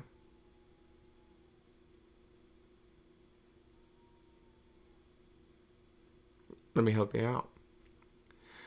Baby brokers. There you go, Brian. New agents. Provisional brokers. Folks, provisional brokers are trying to get all the experience they can get. They're broke. They're trying to figure this industry out. And of course, having this thing where, I can go show houses and make a little cash to do it is a great thing for new agents. But the problem is a provisional broker cannot be duly affiliated. So that means a provisional broker is affiliated with one firm, now trying to represent another firm. They can't do that. And now they're getting paid from this company But there are multiple rules in North Carolina that says a provisional broker can only be paid by their broker in charge. And so now you're violating that rule and law as well. So there's a lot of these issues arising from these showing services from a legal point of view, not necessarily a practical point of view. It's great for buyers. It's great for brokers who need coverage when they're on vacation if they don't have friends in their firm or whatever. So you'll see that come up in the frequently asked questions section that's next. How about this one? Showing broker has no obligation to discover and disclose material facts. We know the answer to this. Always. Okay, it doesn't matter who you're representing. Discover or disclose material facts is the legal obligation of everybody. The showing broker can be paid directly by the hiring broker. We just talked about this. No. Even a full broker who's affiliated, all monies have to go through the firm. That's what it says. A full broker can be paid directly if they're a sole proprietor, but if they're affiliated with a firm, all monies have to go through the firm. Them's the rules. That rule changed a couple years ago, back in like 2022. There you go. Sole proprietors can be paid directly, no problem. But if you're affiliated, it's got to go through the firm. And folks, even, I just want to make sure you understand like how ridiculous but accurate this is. Even in your own firm, if you're on vacation and you call up a provisional broker in your firm and say, can you show my client a property? There's no problem legally with that because they are an in-house subagent. So that type of buyer subagency works because your buyer has a relationship with your firm. They're an extension of your firm. Agents in your office can always be showing agents for you. But if you get back from vacation and you hand that provisional broker a $50 bill, you violated the rules because the money has to go through the BIC. To the extent that what I'm telling you is you would literally have to hand that $50 bill to your BIC and the BIC would have to hand it to this provisional broker. Now you're in compliance. How silly that sounds, but now you're in compliance. Now, do you think your BIC really cares if you give them $50 for showing a property for it? No, but I'm just telling you the way that this crap's written. How about this one? North Carolina Real Estate Commission does not care if showing service companies are licensed. They do care. And that's where I told you these companies like Shawami are on their radar. People showing properties, doing brokerage services have to be licensed and they have to be representing somebody. The seller must consent to the payment and receipt of compensation for showing services. I don't necessarily agree with this. And this says yes. Folks, if you're out of town and you pay somebody to do a showing for you, I don't necessarily know that the seller needs to know that. Like, we have to tell them how compensation works, right? We're telling them what we're charging. We're telling them how we're sharing it. But if like an unrepresented buyer calls and wants to see the house and we pay somebody to show them that house because we're out of town, I personally don't think we need to say that to the seller. That's just my opinion. I don't think they care. Like, what they're going to, like, you're going to like, I just paid somebody $50 to show your house. They can say, okay, and? I don't think they care. Just clarifying there. This is a big consideration, which is why you always want to talk to your firms about this stuff. If you're participating in any of this weirdo stuff. If you're not, it's not a big deal. Errors in omissions coverage may have been voided by the use of showing services. This is true. There are some errors and omissions policies that if you're using these third-party showing companies and agency is not established and things are not being done the correct way, that they will say they're not going to cover any claim that may come from it.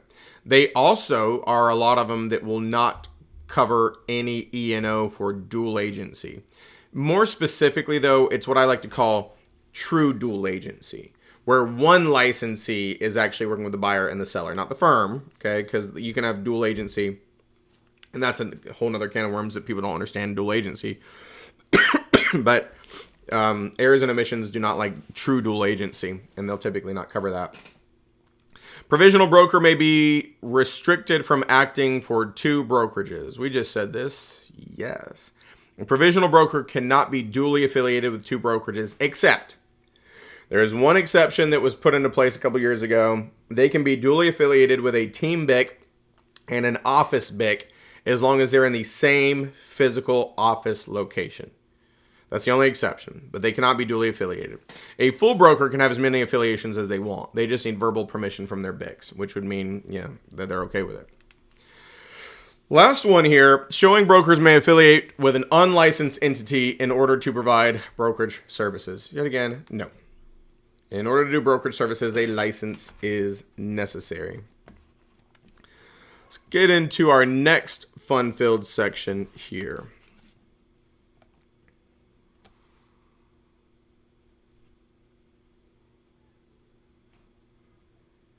I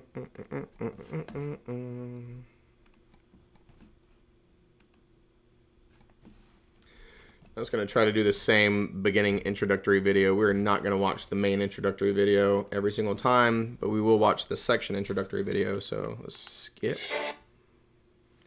So section 2 is now going on its third year of being present.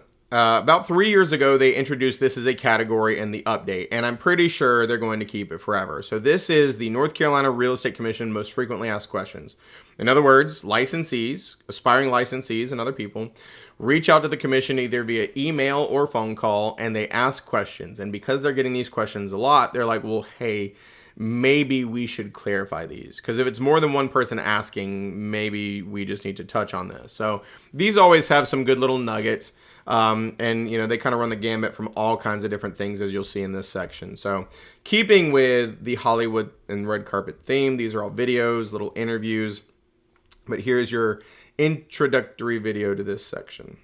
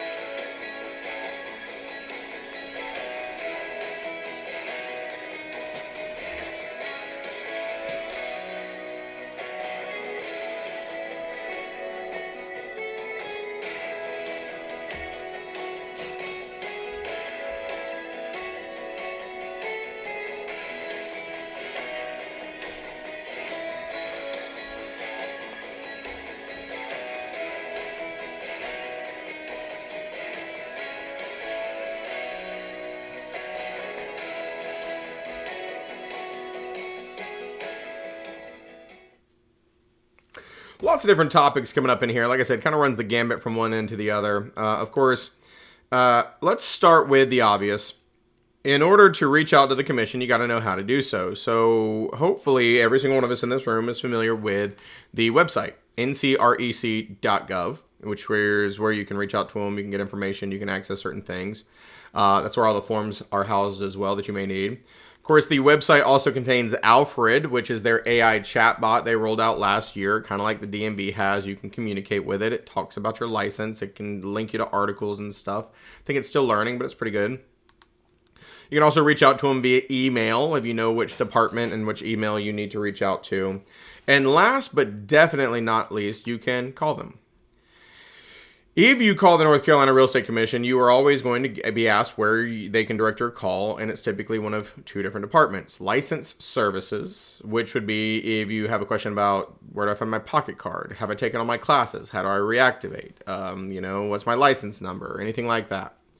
The other side is regulatory affairs, so transaction questions. Can I do this? Is this legal? What does my audit look like? Disciplinary action? All of these things would be regulatory affairs, and so you could reach out to either of these departments, and they're typically pretty quick to get back to you if you end up leaving a message.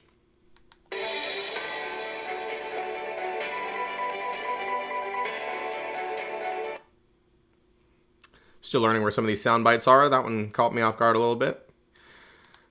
Here is the videos of the different scenarios, and we're going to, Deborah says, or just go in person also. This is also true. During COVID, it was shut down and you couldn't go, but it is 1313 Navajo Drive. It is over. Listen, you can go and get yourself some lunch too. There's a couple restaurants over there after you go to Navajo Drive, and you can always walk in and see them in person. You're right. Here's your first video. Can an active, unaffiliated full broker receive a referral fee paid directly to them? Now, Kevin just answered this one for us, folks. The answer is absolutely yes. If you are an active, full broker, sole proprietor, you can collect referral fees and you can help buyers. And you can get paid that money directly from the attorney. There's no problem there. But if you are affiliated, all monies are supposed to go through the firm. Provisional broker, full broker, doesn't matter. The other distinction or clarification here is, the way the rules sit right now, you should not be advertising your services, because if unless you're BIC. Okay, you have to have a BIC in order to advertise. So if past clients send you a referral, you can, do that. If you want to help somebody buy a house from a past client that reaches out to you, that's fine too. But when I say no advertisements, I mean none. No business cards, no Facebook page, no nothing. But I'll tell you, and once again, don't take this to the bank. They are looking at changing that rule as well. Because what they've realized is there is a whole slew of people who are BICs, and they're only BICs to be BIC of themselves so they can advertise their brokerage services as a sole proprietor. And they're like, well, we got a lot of BICs who are just doing that, and so it's very hard for us to distinguish between BICs who are actively BICing, meaning running a firm, and BICs who are just BIC of themselves. Now, it's not set in stone, but there is discussion to remove the BIC requirement for advertising as a sole proprietor. I don't know if it'll pass or not. It's just in discussions right now. We shall see. Now, of course, this is what I just said. What you cannot do unless you have a BIC, no advertisement, no solicitation, no affiliating other brokers, no having trust accounts. All of those would require having a broker in charge or being a broker in charge. Here's your next one. If a bedroom is unpermitted, can that bedroom be included in the overall square footage for the property? I see some heads moving. This is another one that may surprise you. The answer is yeah. Folks, in North Carolina, we have to go off of what we call the North Carolina Residential Square Footage Guidelines. They are put out by the North Carolina Real Estate Commission. And it states that as long as it's got 3 criteria, it can be considered heated living area.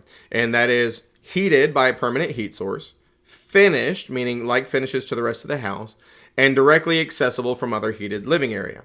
If it meets all 3 of those criteria, you can call it square footage. So even if it's unpermitted, however, you do have to disclose that it's unpermitted. That's a material fact.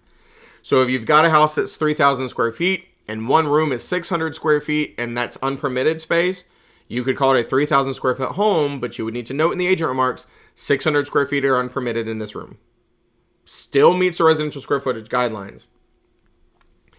The other thing, and we talked about that, Lorraine, right, last year, the distinction for, what's a bedroom and what's not, it does not require a closet anymore for most recent interpretations. And there is no statewide standard for what's considered a bedroom. Local building codes and MLSs may have standards, but there's no statewide or commission standard. And so those are just a couple of clarifications. So remember, too, we're not required as real estate brokers in North Carolina to disclose square footage. The commission has not once said that that is an obligation. However, to the best of my knowledge, I don't think there's a single multiple listing service in North Carolina that doesn't require you to put something in that field, which means the MLS is requiring it, and the commission stance is if you're disclosing it, it has to be accurate. And because the MLS is requiring us to disclose it, we need to make sure that we're up to snuff here. Now, I'll tell you the scary thing. It's important to understand that, number one, you need to know how to measure a house, not because you have to, but because the commission says while you are allowed to hire somebody to measure the house for you, you're still held liable on whatever numbers they come back with. If you didn't see a couple months ago, there was a disciplinary action for this exact thing. A broker hired their photographer to do the measurements. The measurements were inaccurate. Came back as a disciplinary action, and the licensee was disciplined. They can't discipline a photographer. They don't have a license. So make sure that whoever you're using to do measurements is an appraiser and or they know how to actually measure based on our square footage guidelines in North Carolina. And this is the book, and you can find the PDF of it on the commission's website and linked in the materials. Now, do understand, too, that there is a slight differentiation between our standard and what we call the ANSI standard. That's what appraisers use. It stands for the American National Standard Institution. The only real big distinction is how they look at above grade and below grade versus us. The Real Estate Commission in North Carolina says above grade square footage and below grade can all be included in the same number, but you should probably clarify which is which. ANSI standard always includes them as separate, so they will not ever combine them. So they will say above grade is one number and below grade is another number. So that's the big difference. And of course, appraisers have a tendency to give slightly less value for below grade than they would above grade square footage. There's some different things linked in the material. Here's another video for you. Can an unlicensed vacation rental host be paid for bookings, advertise on websites, or enter into property management agreements? This one is another interesting one, folks. Let me give you some insight here.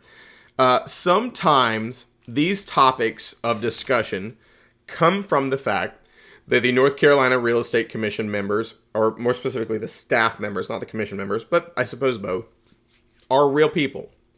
And so as real people, they go out and they do real people things and they get exposed to real people situations. And so I'll give you an example of this. This topic and another topic, both I would argue probably stemmed from Kizzy Crawford. You saw her in the introductory video. Kizzy Crawford is a lovely lady. She is a fantastic educator. She's sharp as a tack, and she's an attorney by trade. And I'll never forget it. Years ago when I was sitting in one of the classes, she talked about how somebody was door knocking in her neighborhood, and they started talking about real estate and being a broker, and they'd made the mistake of knocking on her door, and they did not handle it the right way. And they started asking her questions, like personal questions about selling and, what their loan payoff and stuff was. Never gave her a working with a real estate agent's disclosure. So, of course, being one of the ones who helped write that, she's like, you're not really looking good right now because you're in violation of laws and rules. So here's the other side of this. Kizzy told us that she and her husband very frequently go to Airbnbs. They like to travel and they like to stay in Airbnbs. Now, personally, I don't like Airbnbs, and I'll tell you why. I just don't like the inconsistency of them. I like nice hotels that I know exactly what I'm getting and have a bar downstairs. That's just my personal preference, okay? I like being able to go to the bar. But she said that her and her husband stayed at Airbnbs, and they realized that the people who were the hosts were doing a whole slew of activities that they shouldn't have. And that's how I think this became a topic of conversation. Now, I've got a bunch of really good stories for this one, but you have made it to your next break of the day. So go take a break, come back at 11, and we'll keep on keeping on. Whoop, whoop. Let me answer another question I got in chat. Folks, this is a 4-hour day, and you get these 10-minute breaks each hour. But that's it. So if you are hungry, you can eat while I teach. You're not going to offend me in any way, shape, or form. But there is no formal lunch break because we do have to be here for the full structured 4 hours. So there's just the 10-minute break. So you're welcome to snack. And then, of course, when we get done, you can have your full-fledged lunch. If you have your lunch available or if you want to grab it in your next break, once again, you're not going to offend me in any way, shape, or form, snacking, eating, drinking, anything like that. I'm the one who has to talk, so I can't do that. But it's, y'all can. No worries. Make sure you get your cameras back on for me if you haven't already. We are halfway through this fun-filled day of learning. Let's recap what scenario we just looked at, right? Basically, the question was, can a host do all these different things? And so, not being a huge user of Airbnbs, this kind of threw me for a loop when we first started having discussions about this, because we've always said that there are certain things that require a license. And we talked about that last year, and it's General Statute 93-2. And so basically, if you do anything that's considered a brokerage activity, which is that LL-Beans acronym, list, lease, buy, exchange, auction, negotiate, sell. And then if it deals with real property for others for compensation, a license is required. Well, the question about these hosts doing all these things like lease agreements and following up on stuff, that would be brokerage activity. So no, an unlicensed vacation rental host cannot be paid for bookings, website advertisements, or entering into property management agreements, because advertising is a brokerage activity as well. And so I had a friend of mine who's a real estate agent reach out to me. And he said, Seth, the commission just put out this statement in a bulletin article a couple months ago. And he said, I have a buddy of mine who's a host for Airbnb, and they put out this article basically stating that, like, his job, he's doing it completely illegally. He's like, can you provide some clarity? Can you give him a little insight? Would you mind talking to him to tell him, what he can do, what he can't do? And I was like, sure, I don't mind. And so this friend texted me, and I ended up having a phone conversation with him, because this has long since been in place, right? And so he kept calling it this new rule. And I'm like, there's no new rule. I said, are you talking about the bulletin article? He said, yeah. I said, that's not a new rule. That's a repeating clarification, because they've realized it's been an issue. And so he started telling me what his job was and what he does. And folks, we really came to the conclusion that his entire operation is illegal. And I want you to understand something. His business, like, he has a 6-figure a year business that's being run completely illegally. Imagine waking up to that revelation that your entire livelihood is illegal. That'd be quite the surprise, isn't it? Because, listen, if you're out there selling crack, that's illegal, okay? You're not going to, wake up one day and be like, what? Crack is illegal? Oh, man, I need to turn my life around. If you're out there selling drugs, that it's illegal. You're not going to be surprised by that. But this man was completely blindsided. He's like, I don't understand how my entire business is illegal. And I said, well, let me ask you a question.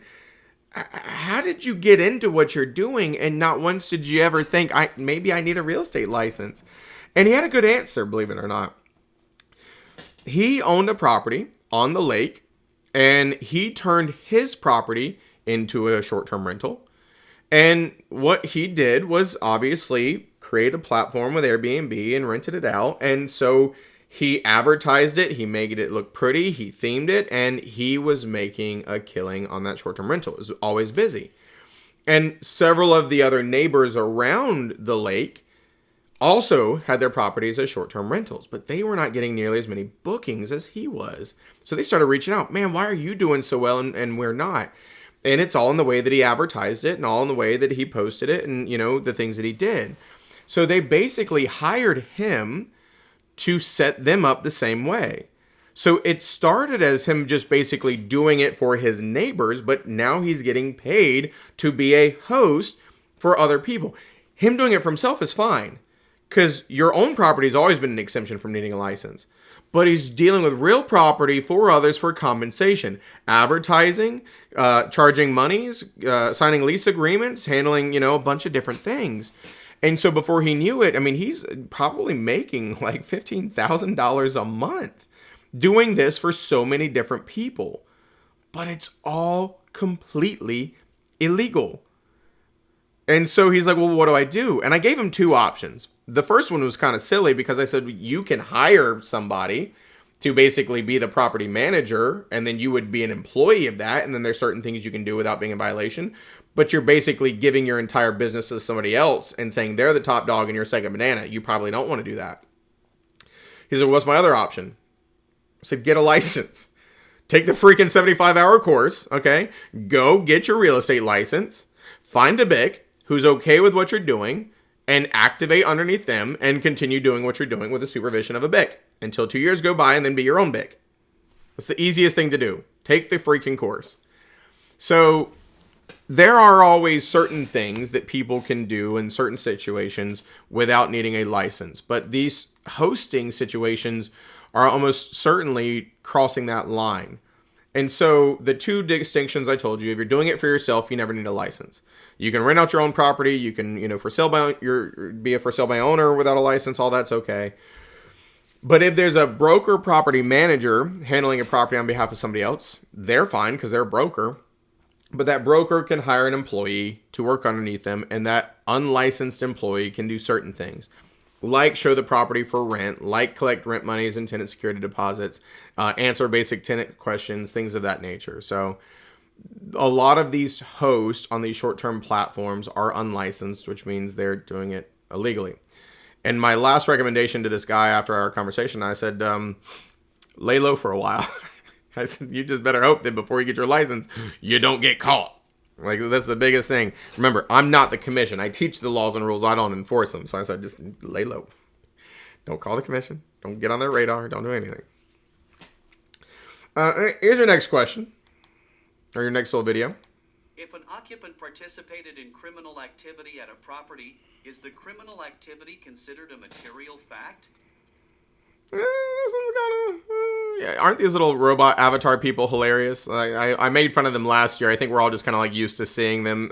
I joked last year that if you've never seen them before, it always reminds me of a 1990s Jackie Chan movie. And people kind of look at me for a second. I said, it's because they're poorly dubbed. Like the mouths don't line up. You know, Jackie Chan movies were always recorded in Chinese and then dubbed in English. So guys, Jackie Chan talking like this. Never looked right. These people, it's kind of the same thing, right? It doesn't quite line up with what they're doing.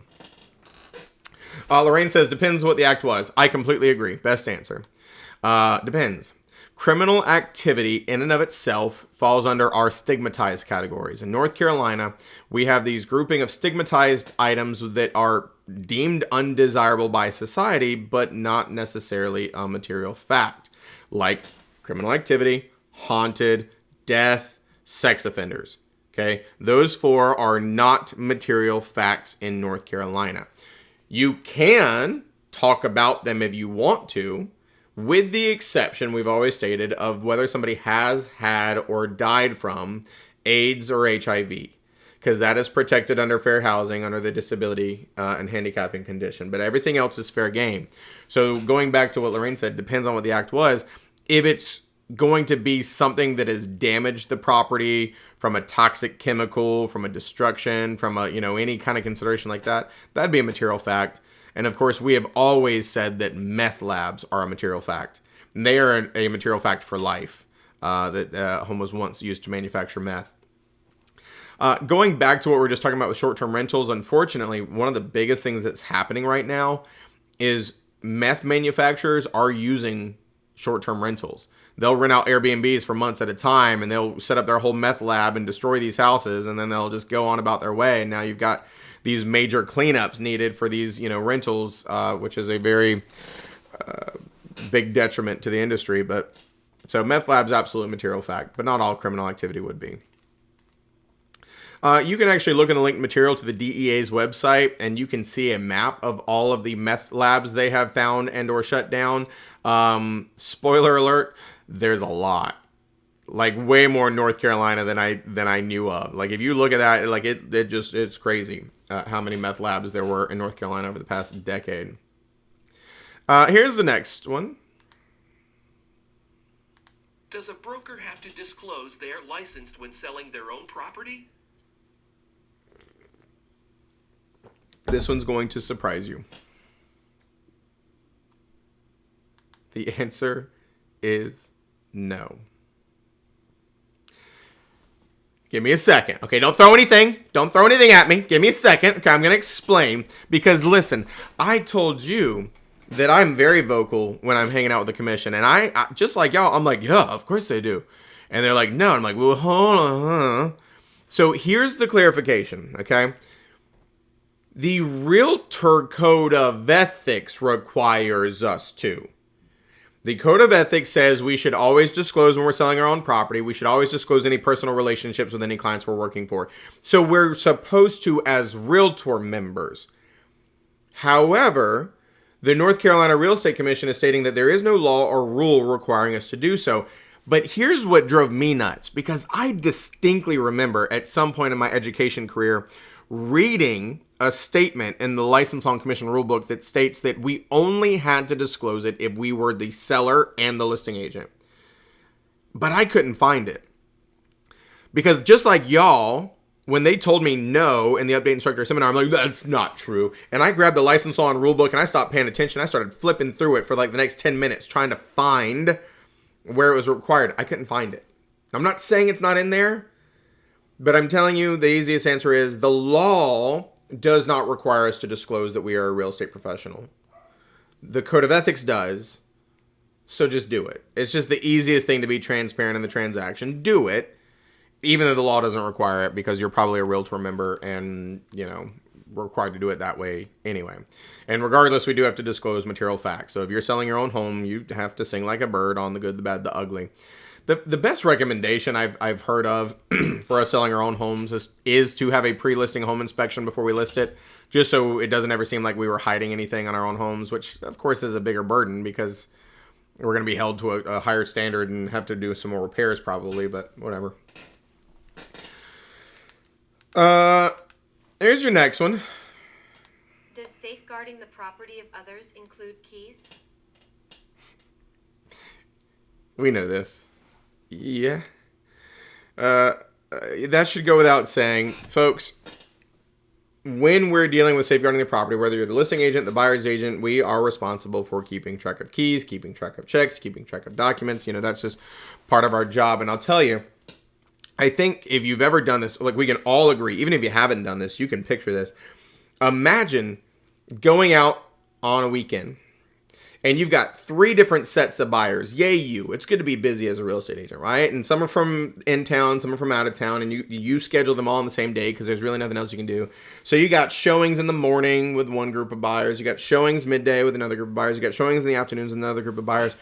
And so you have the world's busiest day of being a real estate broker. And that Saturday, you show 20 homes. My God, your feet hurt. Your head hurts, you're tired, you're exhausted, all the houses look the same, and all you want to do when you walk in the door at home that night is chug an entire bottle of Jack Daniels or an entire bottle of wine, okay? Whatever is calling your name, whatever the mood is that evening. And so all you can think about is that glass of wine or whiskey. And you walk in the door and you take off your jacket, you take off your shoes, you start emptying out your pockets, and as you're emptying out your pockets, you pull out, oh my God, an extra set of keys that is not yours. And your heart just stops because there is nothing worse than knowing that you showed 20 homes today and there's a set of keys in your pocket that you shouldn't have. And you're like, oh my God. And every ounce of you wants to just throw those keys in the trash can and pretend you don't know nothing about nothing. I didn't see nothing. I didn't take them. But that's not the right thing to do. The right thing to do is now you have to pick up the phone and call 20 different listing agents. Hey, has anybody said you're missing your keys? Hey, has anybody said you're missing your keys? Hey, has anybody said you're missing?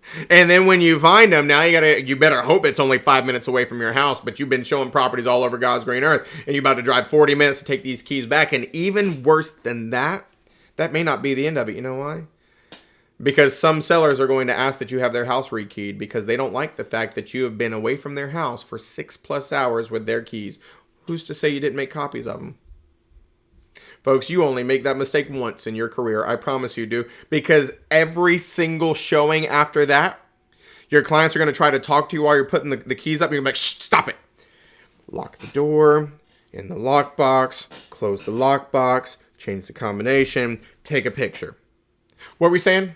You're going to do that every time because you're just going to be so burned after that one time. So, of course, safeguarding keys is part of our responsibility. Safeguarding properties, making sure we lock up, making sure that we're watching our clients, that they're not rummaging through people's crap, making sure their kids aren't breaking anything. All this stuff is stuff that we're supposed to be doing. It should go without saying. And I'll tell you what's funny. It was suggested by an attorney acquaintance that, we should stop as agents handling the due diligence and earnest money checks, and that we should, have our clients deliver. And I said, that's not going to happen. Like, that's part of our job. That's part of our duty. If we can't trust agents to hold a check, then we shouldn't be trusting them to help people buy and sell houses. You know what I'm saying? Like, if you can't keep track of 2 little itty bitty checks for 24 hours, you're probably not the most trustworthy person to help somebody with the biggest financial decision of their life. Okay, so I mean, we get to the point where we can't even hold keys or checks. We really got to reevaluate our life choices. Now, mistakes happen, accidents happen, but yeah, everybody's responsible for it. How about this one? I am terminating my affiliation with XYZ Realty. Can I take the clients with me to my new brokerage? Short answer, no. As we stated in the agency section, the firm is the agent. When we sign the agency agreements, it says this is between the seller and the firm, and the agent who primarily signs this will be responsible, but anybody can be reassigned. Same thing with the buyer agency agreement. So the short answer is no, you can't just take them with you. However, it depends on your firm. Some firms, folks, by the way, the commission's not going to help you here. So it is very important that you know your firm's policies on this. Some firms state that if you leave in the middle of a transaction, you have forfeit your entire commission. True story. I will never forget it. I had a provisional broker in my class probably about 5 years ago now, and I'm still friends with her to this day. She now runs her own firm, but she made a mistake. She was a brand new baby broker in post licensing, and she somehow, some way, had her very first buyer client under contract, and it was a $1.3 million home. It was set to be like a $35,000 commission. Whew. And for some reason, this woman decided that she just couldn't stand her firm anymore, and so she left in the middle of that transaction and joined a different firm. Well, folks, that firm had a policy that if you leave in the middle of a transaction, you get nothing. This woman lost out on a $35,000 commission. Listen, I don't care how bad that firm is. Okay, I'm gonna go in every day. I'm gonna have a big smile on my face, even if I hate your gut. Hey, Susan, it's good to see you. Oh God, you know I love being in here. Best firm ever. And as soon as she walks away, I'm like, And as soon as that transaction closes, I'm gonna be out there like deuces, throwing up the middle finger. But I'm not doing it until the transaction closes. You know what I'm saying? I'm gonna be her best friend until then, because I'm not accidentally losing $35,000. Listen, you know that probably hurt her feelings for a while. I probably wouldn't have made eye contact with anybody for a couple months. I'm going to be honest with you. Like, I would have been in a dark place for a little bit of time there after that. So, I'll tell you the other reason why it's important to have these conversations and know what your firm policies are. A lot of firms actually will, not all, but some will allow you to take your clients with you. And I think that's a good practice, and I'll tell you why. If they let you take your clients, they'll typically say you got to pay us a referral fee. So the firm still really kind of gets almost what they were going to get anyway by allowing you to do this.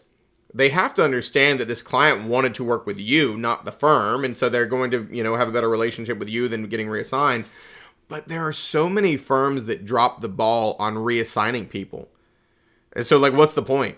Because if you don't reassign it and the deal falls through or something happens, you're not making any money. True story. I left a firm back in the day when I was a provisional broker. And I had a client I was working with that was an internal referral from Relo or something. And I wasn't allowed to take them with me when I left. And so I basically just had to ghost this woman because they said, those are our clients. You can't reach out to her anymore. And I ran into this woman months later. And she's like, Seth, what happened to you? You just ghosted me. I said, oh, I know. I'm so sorry. I changed firms and they said that you were going to be reassigned and that I couldn't work with you anymore because, I left the firm. She said, no one ever reached out to me. I had to go out and find a different brokerage firm. I'm like, well, see, that's so stupid. If they would have let me just take her with me, I could have paid a referral fee. They could have made some money, but they didn't. So, short answer is it depends on your firm. Make sure you know your firm's policies. Here's the next one. Is a property encumbered by a Medicaid lien a material fact? I don't necessarily expect y'all to know this one. This is a pretty eye-opening one. And y'all have realized now in the almost 3 hours we spent together, I got stories for everything. So this is wild, okay? So my ex's grandpa is been in rehab. Not from, drugs, but hips and not being able to walk and stuff like that. And so I learned this a little bit firsthand, and I didn't know this. But apparently, if you are elderly and you're on Medicaid and you are going to the doctor and you are getting medical treatment and it's not something that's, automatically covered, and you have a house or major assets, they will put a lien on your property because they're like, well, we're not going to pay for this. And you have this house that you could sell or for assets. It's this crazy thing. But here's how this works. And this is weird, but this is true. If they go into medical treatment and the Medicaid lien gets put on their property, if they die, it's forgiven. If they survive, it's not. And so it's attached to it. And so the answer is yes, these are absolutely material fact because these have to be paid off just like any other lien if you're trying to sell this property. And there's this Medicaid lien. So it's this crazy thing. Now, I was joking on Monday when I taught this class in Bickup. that maybe when you get to a certain age, maybe what we should all do is like sell our house, take the capital gains exemptions that we can get, and just rent a place so they can't do that. But as much as we'd like to say this, they do have a look back period. So it's at least like 3 to 5 years. And so they try to prevent you from doing this kind of stuff. But this is crazy that I saw this happen kind of like firsthand. And then they were teaching about this. So I think this must be a more prevalent and slightly more reoccurring thing that we would anticipate. So if you find out about any Medicaid liens on a property, absolutely material fact that you have to disclose, because those liens have to be satisfied. We got to make sure that there's enough money to satisfy them. It has to go through a certain process with the Social Security office and everything like that. So a couple articles in here on that if you want to read in a little more on it. How about this one? Do sales representatives in new home subdivisions need to provide the working with real estate agent disclosure to prospective buyers? Listen, my man here is stylish, and I am digging that hair, but I'm going to tell you right here, right now, I don't think that's what his voice sounds like, okay? I just think they did not pick the best voice for him. That's a little Steve Urkelish sound, and my man looks like he'd have a smooth jazz voice. They did him dirty, okay? But whatever. Do on-site agents have to provide the working with real estate agents disclosure in new construction communities? Here's the thing. The answer is the same answer I've been giving you for a lot of these. Adult diapers. Depends. If you've never heard that before, right? The name brand of adult diapers is depends. That's the best answer for every real estate question. Depends. It depends on whether or not they're a licensed real estate broker. If you don't recall this, I told you there are certain times where a license is required, and then there are certain exemptions. One of the exemptions is an employee of an entity owner does not need a license. What does that mean? That means if ABC Home Builders is building homes, they own those homes. They could hire an employee to sell those homes. They don't need to be licensed real estate brokers. And so if they're not a licensed real estate broker working as an on-site sales agent and they're just an employee, they don't have to give you the working with real estate agents disclosure because they're not bound by the same commission rules we are. However, most on-site sales agents are licensed real estate brokers. Most builders elect to do it that way. And so, yes, most should be giving you the working with real estate agents disclosure. If you want to talk about the biggest group who is almost always in violation of disclosure laws, it's on-site sales agents. They almost never give you that thing when they're supposed to. Why? Because the builder doesn't want them to have an agent, because if they don't have an agent, they're going to give their on-site agent just a teeny tiny bit more, which means they're going to pocket a lot more than having to pay a buyer's agent. And that's why they also have a lot of these policies that say, if you show up without your agent, we're not going to pay you, because they're trying to put more money in their pockets. So they're very often doing this the incorrect way. I used to run a new construction sales team and worked with a lot of different builders, and it just felt slimy sometimes. I'm glad I don't work. Not all builders are slimy, but some of them are skis balls. Okay, real bad.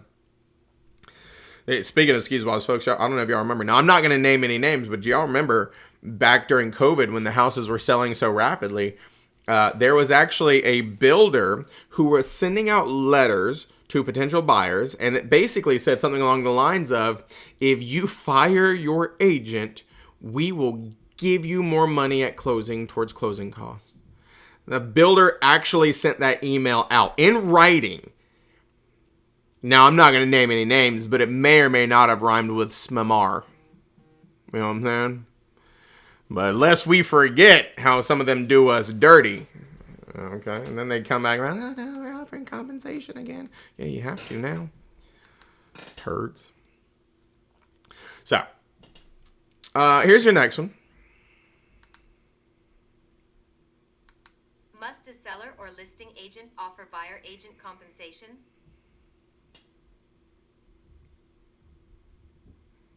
The answer is no. That was the biggest confusion of the NAR settlement, if you're not aware of this, folks. Where this originated, and it was really dumb, okay? Let's be completely honest. The whole goal, I don't know if y'all have caught this, the government doesn't like our industry, okay? Lawyers don't like our industry. Everybody thinks we get paid too much for too little work, which is obviously bogus if you've ever actually been a real estate agent. But they think we do. And so we are what they a big enough industry that they just want to go after us left and right. And I think that's how this happened. They saw deep pockets, they saw dollar signs, and they went after us. But the whole premise of the lawsuit was man sold his house and said, that was told, well, you have to offer buyer agent commission. You don't have to. You've never had to. Just know that you're going to hurt your sellability if you do. And that's the thing right now. Folks, it has happened. I've already seen it where listing agents and or sellers are not offering any compensation. Well, what's going to happen is one of two things. Either the buyer agent is still going to negotiate with you directly to cover it, or let's be completely honest about it. The buyer is going to go elsewhere. Because if you are a buyer, working with the buyer's agent, and we've got an agreement that says I'm going to get 2.5%, and I'm going to look to get it from the seller, and if I don't get it from the seller, you have to pay it. With the amount of inventory we have right now, if I'm a buyer's agent and I find like 5 houses I love, and this one is going to pay my agent so I don't have to, and this one is not, unless that house is just everything I want and then some, I'm probably going to go for the one that doesn't cause me to shell out $12,000 out of pocket. But it's never been required to offer the compensation, but we can always still negotiate it. Just like, and once again, this is a double-edged sword. I don't necessarily love this statement that I'm about to make, but it's true. There has never been anything wrong with if you are a buyer's agent telling your buyer that you expect to make 3%, and then what commonly happens, at least in my market, is buyers get offered 2.4. Could you require your buyer to pay the additional 0.06 out of pocket? Yeah, you could. Or you could shut up and take the 2.4. That's your call. That's whatever agreement you have. That's whatever service you think you provide. So we've always been in control of that, and it's always been quote unquote negotiable. Now we just have disclaimers on the listing agreement, the buyer agency agreement that say you don't have to pay it, but you can, which you should, because otherwise people are going to go elsewhere.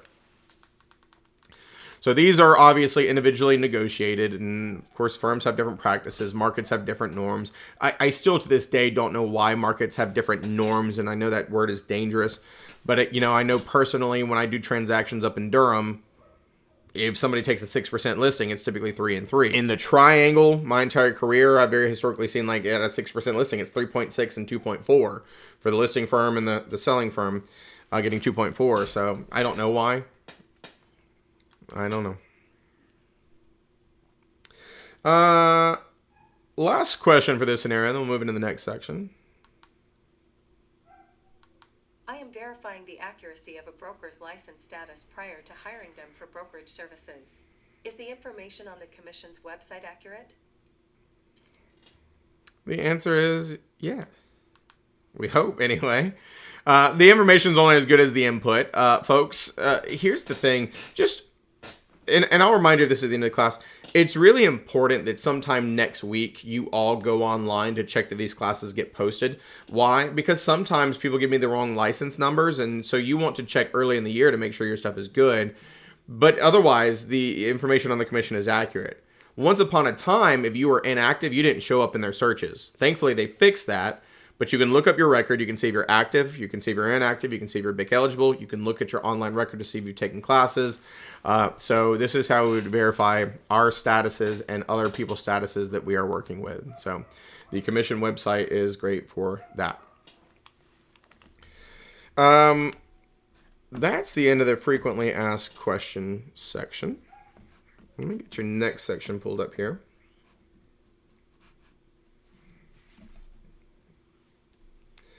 The next section, I'm not going to spend a terrible amount of time on because we still have several more, but we're good to get through everything.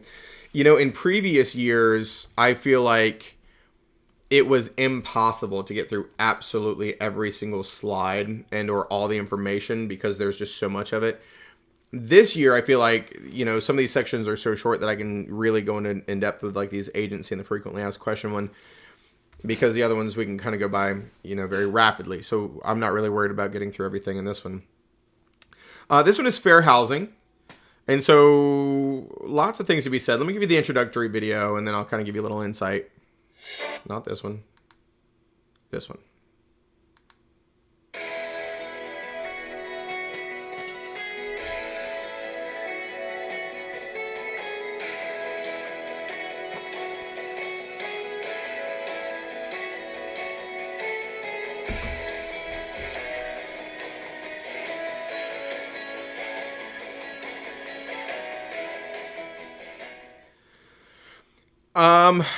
Here's the thing. Fair housing is a tough topic. Okay, and it always will be. It is an ever-evolving, ever-changing thing. It's important. It's a law. There are expectations.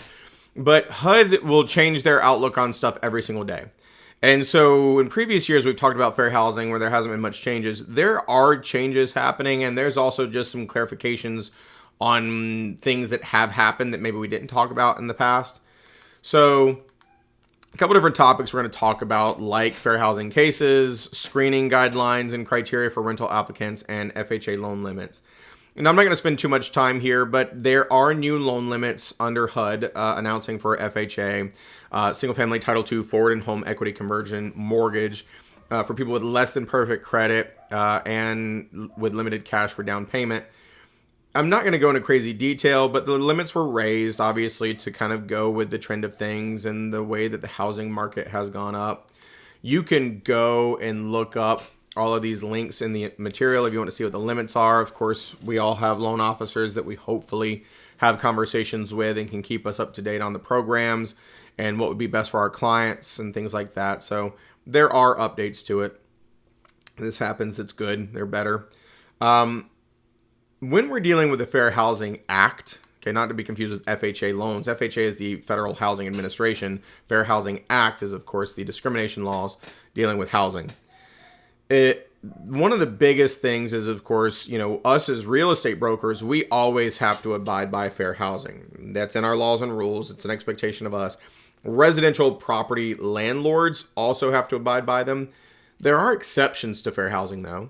From a national point of view, a for sale by owner, as long as they're not using discriminatory advertising, is exempt from fair housing. Now, North Carolina state fair housing doesn't recognize that. So we don't really need to focus on the exemptions because we're always bound by it. But one of the most commonly discriminating practices is unfair screening of tenants, meaning telling certain demographics of people they're not vacancies when they are, being too strict in their criteria to deny them because you don't want them because you don't think they'll be a good tenant. And I will tell you right here, right now, I'm not in property management. That is not my strength. That is not my passion. I know enough to be dangerous.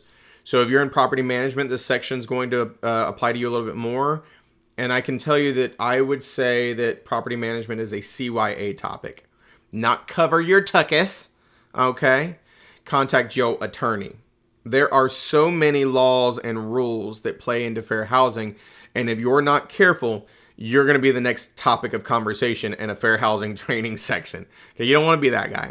You never want to be the one the commission writes this stuff about because that's a bad day. Oh, here's a little video. This one doesn't really have much.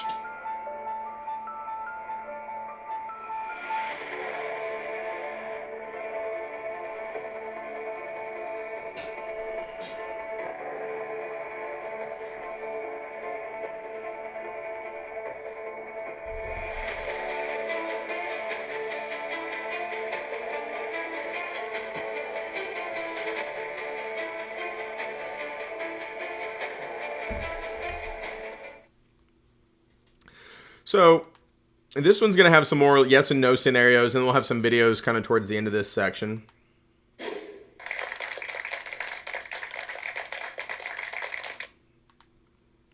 Here's the first one. Non-licensees and investors are exempt from fair housing laws when making available personally owned rental properties. The answer is nope. However, there is something recognized both in North Carolina and from a national point of view referred to as the roommate rule. The roommate rule basically says if you're leasing out a room or a unit and up to a 4-unit dwelling, you are exempt from fair housing as a non-licensee. Yet again, you cannot use discriminatory advertising, but all that means is you get to pick and choose who lives in your room in your house or the unit. That is an exemption that exists, but investors who are doing more than a couple houses per year are not exempt. And of course, it's very specific roommate rule criteria. So the short answer is no. How about this one? Brokers are exempt from discipline for fair housing violations when they make available... brokers. Personally owned rental properties. That's a no-go, right, folks? Brokers always have to abide by fair housing. No ifs, ands, buts, or coconuts. Roommate rule doesn't apply to us either, unfortunately. Or fortunately, I don't know. But brokers always have to abide by it. If you didn't catch it, a couple years ago, they actually updated the laws and rules where they even went so far as to say not only can we not violate fair housing, but they will actually discipline us if we operate our business in a way that doesn't align with fair housing. Meaning, if you were to advertise your brokerage services in a way that seems like you only work with certain demographics of people or you don't work with certain demographics of people, you are subject to disciplinary action as well. So they don't play around for us. We always have to abide by it. How about this one? Violations of fair housing laws can result in criminal charges and imprisonment. Yeah, it's the law. When you break the law, that's criminal. There are fines and there are potential imprisonment depending on to what severity you violate these. And so it can happen. Brokers should rely on screening companies for tenants to create immunity from fair housing violations. Yeah, there you go, Kevin. No. Having a screening company does not create immunity. Just like hiring somebody else to measure does not absolve us of the requirement for it to be accurate. They do not go that route. So whatever screening company you're using, you need to make sure that it's in compliance and in line with what you think is legally adequate, because you will be held accountable if they're not being legally adequate. How about this one? North Carolina Real Estate Commission has full authority to investigate and discipline fair housing violations. Yeah, at least with licensees, it's the North Carolina Human Relations Commission who would go after people for violations at a criminal level of violating fair housing, but they do have full authority to investigate on our end and on a commission level, for sure. Now, this is where, once again, you're in property management, you may or may not love this section, and I'm just going to go off of what it says because I can't really speak to anything other than that. But this slide says data that should be excluded from screening criteria. Number one is eviction due to job loss. Now, obviously, this would be what you would call an extenuating circumstances. Evictions are something that screening very much cares about. But if it's due to a loss of job, they're saying that maybe you go a little more lax on it, especially if they have a job now. Minimum income requirements when rent is paid by another. If somebody co-signed or somebody else is paying the rent that has co-signed, like a parent's paying it for, a child who's in college, you're not supposed to care about the child's income is what they're stating, because they're not the ones who are primarily responsible. The co-signer is financially responsible. So take that how you will. Old data that's outdated or inaccurate. Data with negative outcome. Not really sure what they're going with there. We'll just take that with a grain of salt. Let's have a conversation about this one. Failing to include provable sources of income. This was a topic of discussion last year. While fair housing doesn't explicitly state anything in regard to source of income discrimination, there have been disciplinary actions and court hearings that have kind of set that precedent.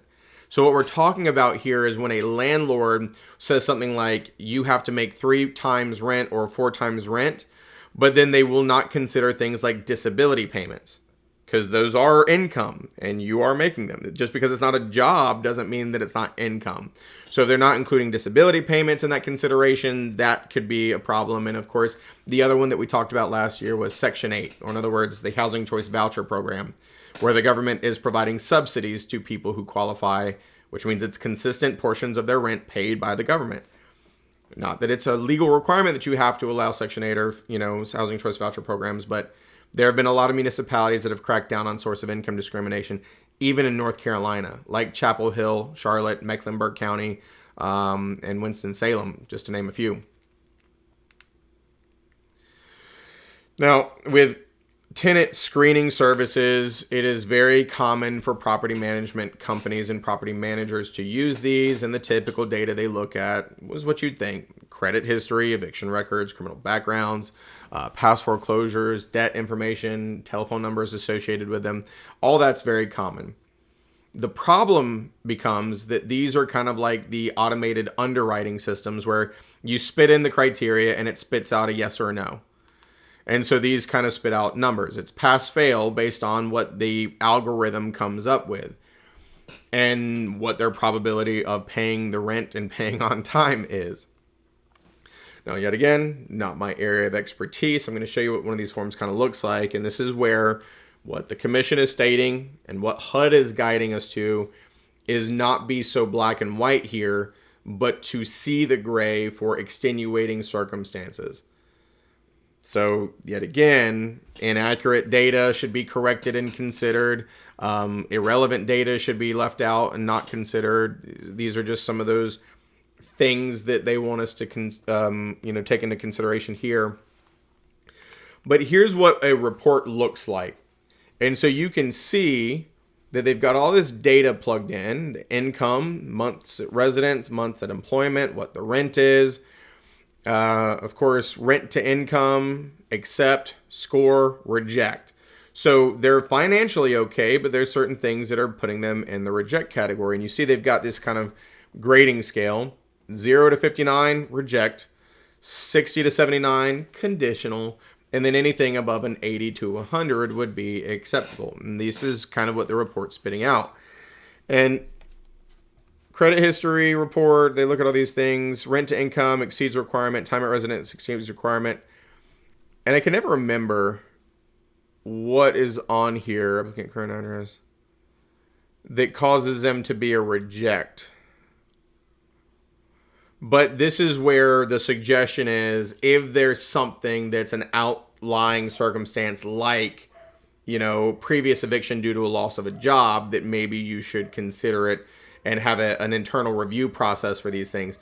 Now, I don't know how property managements typically do it. Most of us like convenience. And so, of course, getting a report that spits out is going to be more convenient than actually having to look at it at a case-by-case basis. But all I'm saying is be very sure that you are looking at these subjectively if you're in property management. I don't really know how to say it any better than that because I'm not in it. But it is a very sensitive topic right now. And a lot of things happening. We're going to talk about some case studies here in a moment. Of course, best practices for property managers: have clear policies on how we look at these screening reports, customize the criteria based on what's important, evaluate denial recommendations without just automatically denying, and allow for disputes of inaccurate information. If it was inaccurate, if it's outdated, if it was an outlying circumstance, have a policy on disputes and reviews. And yet again, going back to the screening companies, you're not automatically absolved just because you used a screening company and it was discriminatory, not me. So the suggestion here from HUD is use a screening company or a screening product that has customizable tools where you can kind of create your own systems and evaluations. Make sure that you're regularly updating the software, that you're, keeping up to date with all the changes in laws and rules, monitoring for discriminatory effects, clear reasons for denials. Ability for applicants to correct inaccuracies. You can kind of see the recurring theme here. Keep saying the same stuff over and over again. So, the other best practices it outlines: using the accurate data, using uniform policies and criteria, being transparent, and of course, allowing the applicants to challenge information that's inaccurate. Like I said, we don't need to beat the dead horse here. Keep saying the same things. The last kind of note before we switch the categories into the videos here: factors making credit history irrelevant. Going back to what I said, if there's a cosigner, you're not supposed to care because a cosigner has promised to assume full financial obligations of this lease. And so you would need to you would look at the cosigner's information, but the actual tenant, you don't need to look at theirs if there is a cosigner. Is kind of what the interpretation is. I know a lot of landlords and property managers don't like that, don't agree with it, but that's kind of the stance on it. And the isolated incidents are supposed to be looked at kind of subjectively, and the, other things that come into play that they want to give a little benefit of the doubt for: domestic violence, assault, stalking, things of that nature. Folks, I don't know if you saw or remember it from last year.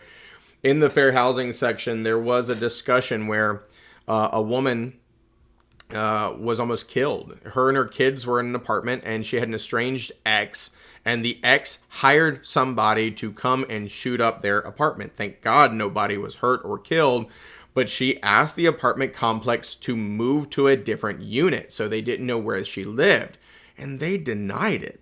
They said that was not a reasonable accommodation, and that was nuts. Of course, that went through a big hearing, and they lost. She won, and there was the law passed about Violence Against Women Act, which protects men too, but there are special laws and considerations for people who are victims of domestic violence and extenuating circumstances that are created by these criminal activities or illegalities.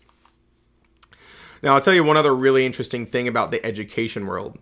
Sometimes in the education world, we learn to just ramble on about all kinds of different things so that the time hits the time I want it to hit so that I can send you on break so I don't have to start a new topic of conversation and then have to start in the middle of it, which is currently what I'm doing in rambling on about different things. Oh, look, it's time for your break. Go take a break. Come back at 12 o'clock. You only got 49 minutes left of class. Oh! Look at you. Don't get too excited, though. It hurts my feelings. I thought we were having fun. Stop it, Deborah. Stop it. Don't get too excited. Here's the other thing, though. The bad news, I guess. We'll call it the bad news. It's not really bad news, but it's the bad news. This 4-hour class, you're not allowed to miss more than 20 minutes of it. If you miss more than 20 minutes of it, you can't get credit. And listen, none of you want to take this class again in the same licensing year. None of you have missed any time. You've all been great. But the reason I'm telling you this is because sometimes people try to use that 20 minutes. And it's going to sound like I'm making this up, but I'm not. And they try to dip out early. That was such an issue for so long that the Real Estate Commission, I'm not making this up, changed the rules that the 20 minutes missed cannot be the last 20 minutes.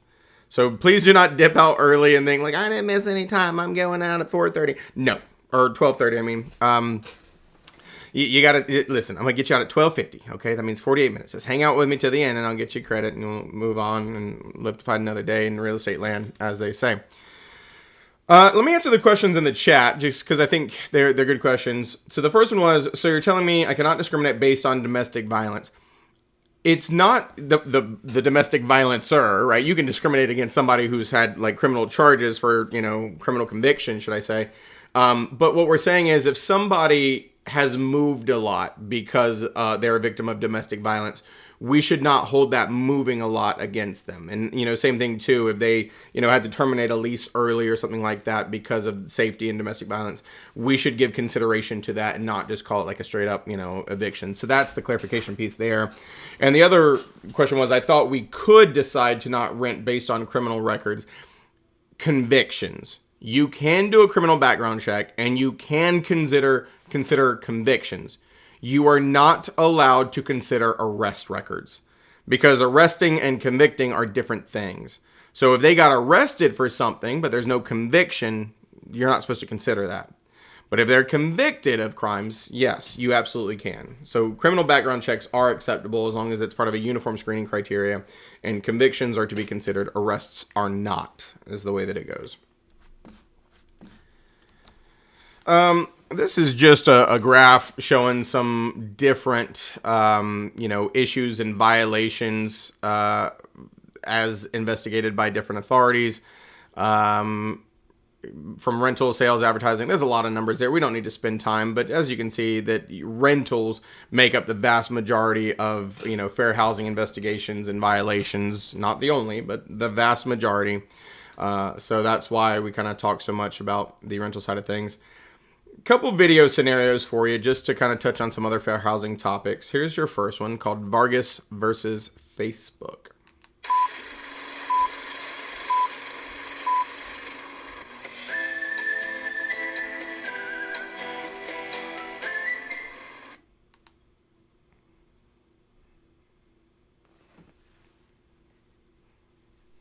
Rosemary Vargas, a Hispanic woman with a disability and the mother of 2 minor children, initiated a lawsuit against Facebook after experiencing what she alleged to be discriminatory outcomes in Facebook's housing advertisement system. In 2019, while conducting searches for housing in Manhattan on Facebook, Vargas claimed that her searches produced no ads for housing in Manhattan. However, when a white friend used the same search criteria while sitting beside her, the friend received advertisements for housing in desirable locations. The plaintiffs argued that Facebook's advertising tools allowed advertisers to select their target audience, effectively steering housing advertisements away from users in protected classes. This practice, according to the plaintiffs, created a segregated marketplace, depriving individuals in protected classes of equal housing opportunities. So, let's talk about it. It's got this little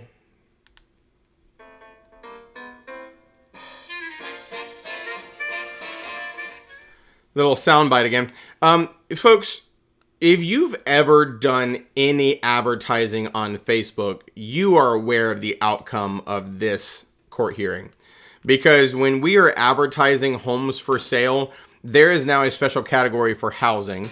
And that was actually the outcome of this lawsuit. And you can see why.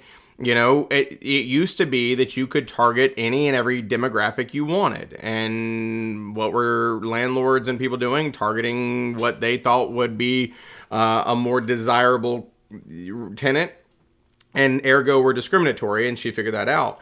And so the question here is, do social media and tech platforms have immunity? The answer is no. In the initial appeal of this, Facebook said, we didn't create the ad. We just exist. And they kind of went back and forth, and it was appealed a couple times, and ultimately they decided, no, you may not have created the ad, but you gave them the tools, and so you were the co-publisher of it. So you are held liable, which is why whenever you're doing advertisements now, we are blanketed into a housing category, and they are very limiting on how we can advertise, and it has to go through a review process, and that's because this lawsuit, it changed the way that they can do targeting advertising. So you've all seen the outcome of this one. Obviously, that was discrimination to the umpteenth degree. So it's been fixed. Now, here's another one. This one is called United States versus Dos Santos.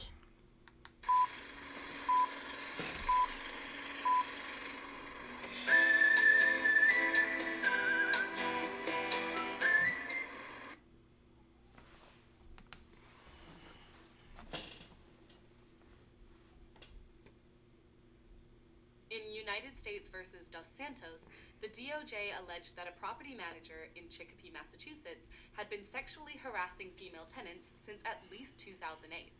The court also held two family trusts owning the properties accountable for the property manager's actions. The consent decree required the defendants to pay $425,000 in damages to 6 victims and a $25,000 civil penalty to the United States. The decree also required defendants to implement measures to prevent further discrimination, including transferring property management duties to an independent manager. The decree required defendants to establish a sexual harassment policy, a complaint procedure, and provide Fair Housing Act training to property management staff. Lastly, the decree required defendants to permanently bar Dos Santos from property management roles in any residential rental property transactions.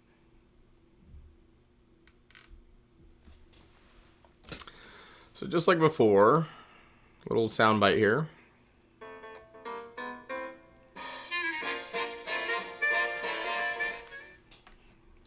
So the question here is, can owners be held liable for the actions of their property managers? The obvious answer is yeah. When we as brokers in any capacity do anything on behalf of our clients that we're representing, we can sometimes act in such a grossly negligent way to bring them into the disciplinary action, the civil lawsuits, the liabilities, the criminal charges, and things of that nature. So it's important that we know what we're doing, because our clients expect us to, so they don't get pulled into, any kind of major criminal hearings, lawsuits, or anything like that. So this was obviously a pretty rough one that ended up in a lot of monies being paid out in damages for this sexual harassment that this property manager was doing. Here's the next one. United States versus SSM Properties, LLC.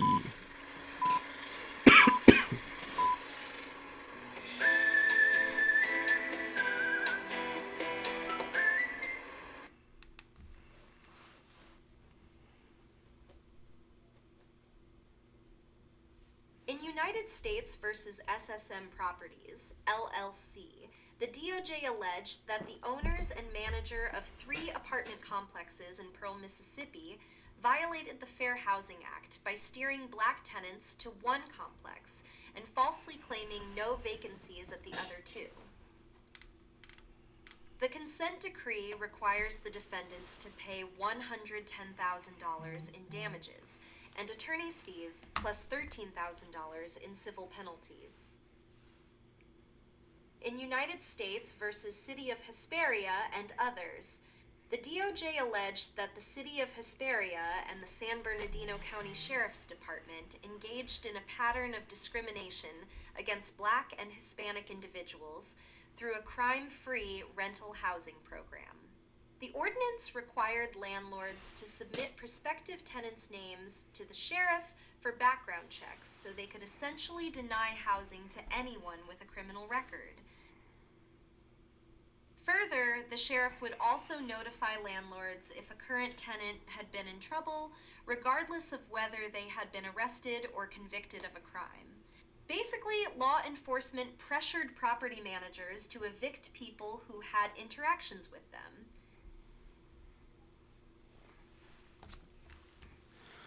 Same little sound here.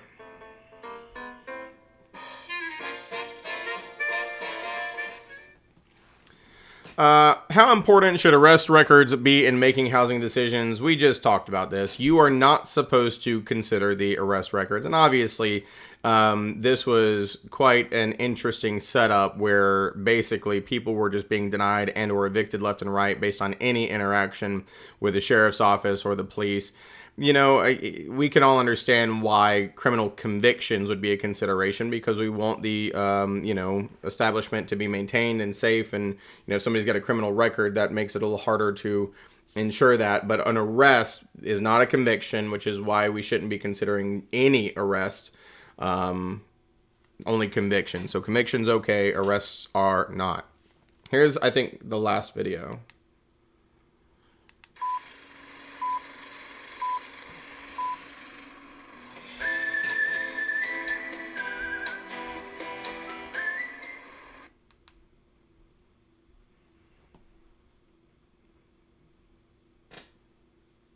United States versus Albright Care Services and others, the defendants allegedly refused a reasonable accommodation for a resident's son to live as her aide. The consent order required them to pay $215,000 in damages and adopt reasonable accommodation policies across their facilities in Pennsylvania, Maryland, and Tennessee. In United States versus Eelman and others, the defendants allegedly denied a reasonable accommodation for a prospective tenant to live with her assistant's animal. The settlement required payment of $33,250 to the complainant and the adoption of a reasonable accommodation policy.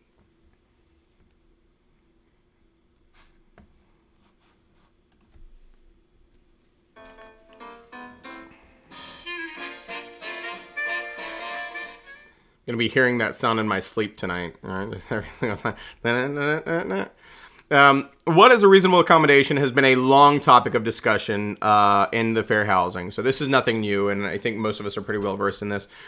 When we're dealing with reasonable accommodations, we are required to allow them at any time.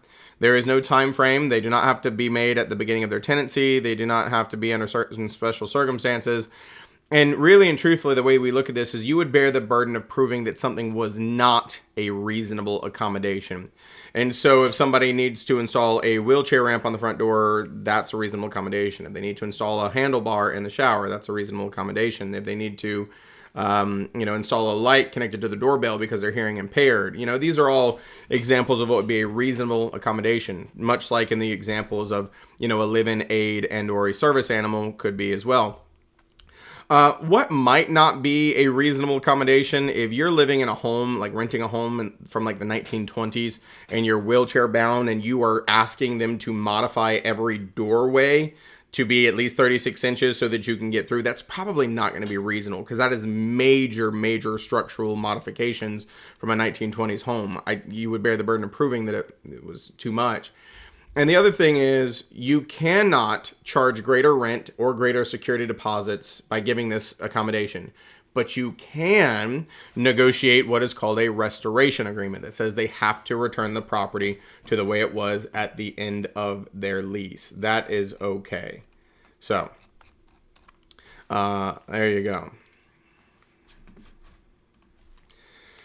The last thing here just talks about algorithm bias, and of course this goes into, a lot of different things with tools and systems and, advertising and stuff nowadays, so we don't really need to get in that too much. So that's the end of that section.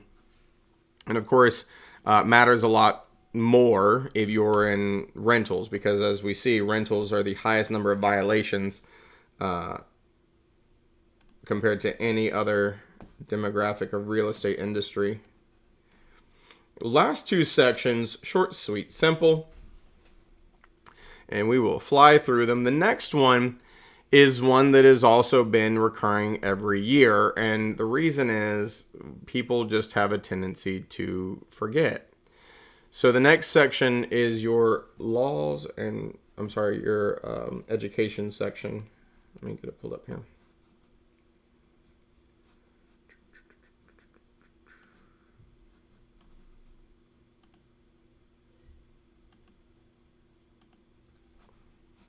Here we go.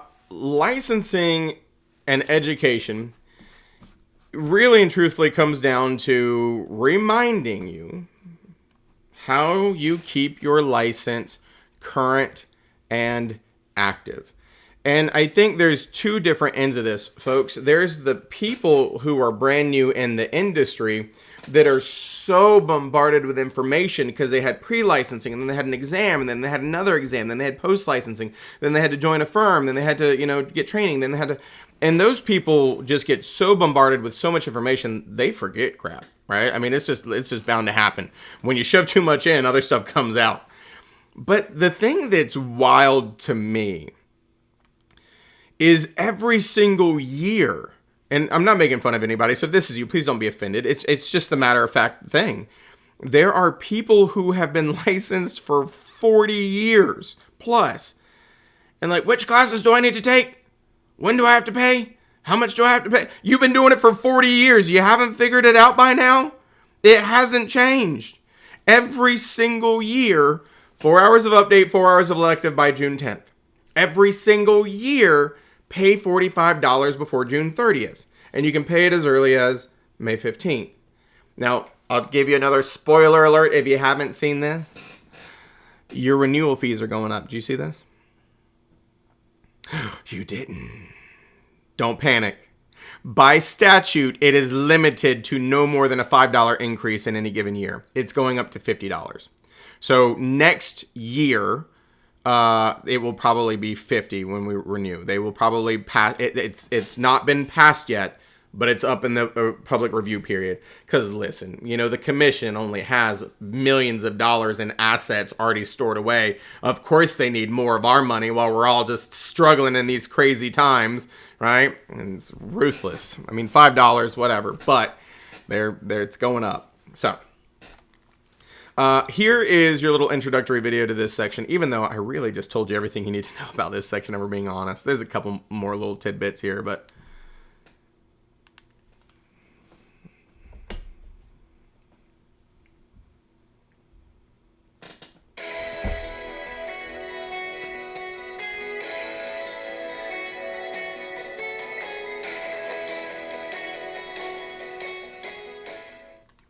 nothing too crazy. As we're saying, we're just going to talk about some different miscellaneous pieces. Of course, as I stated, your renewal time frame is May 15th to June 30th. What do I mean? That's when you can pay your money. $45 currently, going to be $50 probably next year. You have to pay it on the Real Estate Commission's website. It has to be paid by card or PayPal. They do not accept checks. They do not accept IOUs. They do not accept cash. So it's only paid online via card. And you have to pay it by 11/59/59, meaning it has to be before it hits midnight. If you have not submitted and it turns midnight, you're going to be expired. And if you go expired, it's double. Your license is expired. It's bad. So now it's $90. It doubles the amount. and you have to reactivate your license after you pay it. And if you're a BIC or BIC eligible broker, you lose that because they're like, a BIC should never go inactive or expired. They should know better. So they take your eligibility away. So folks, if you've not done this, because by the way, I learned this the hard way one time. I did forget to pay my dues one year. It was actually COVID year because I was out of town for like June going into July for like a couple weeks, and I completely forgot. And when I got back, I had this lovely notice from the Real Estate Commission that said, congratulations, your license is expired. Also, congratulations, we took your BIC status. You don't have that anymore. So I had to take the broker in charge course again. I had to pay $90. And so you know what I have, folks?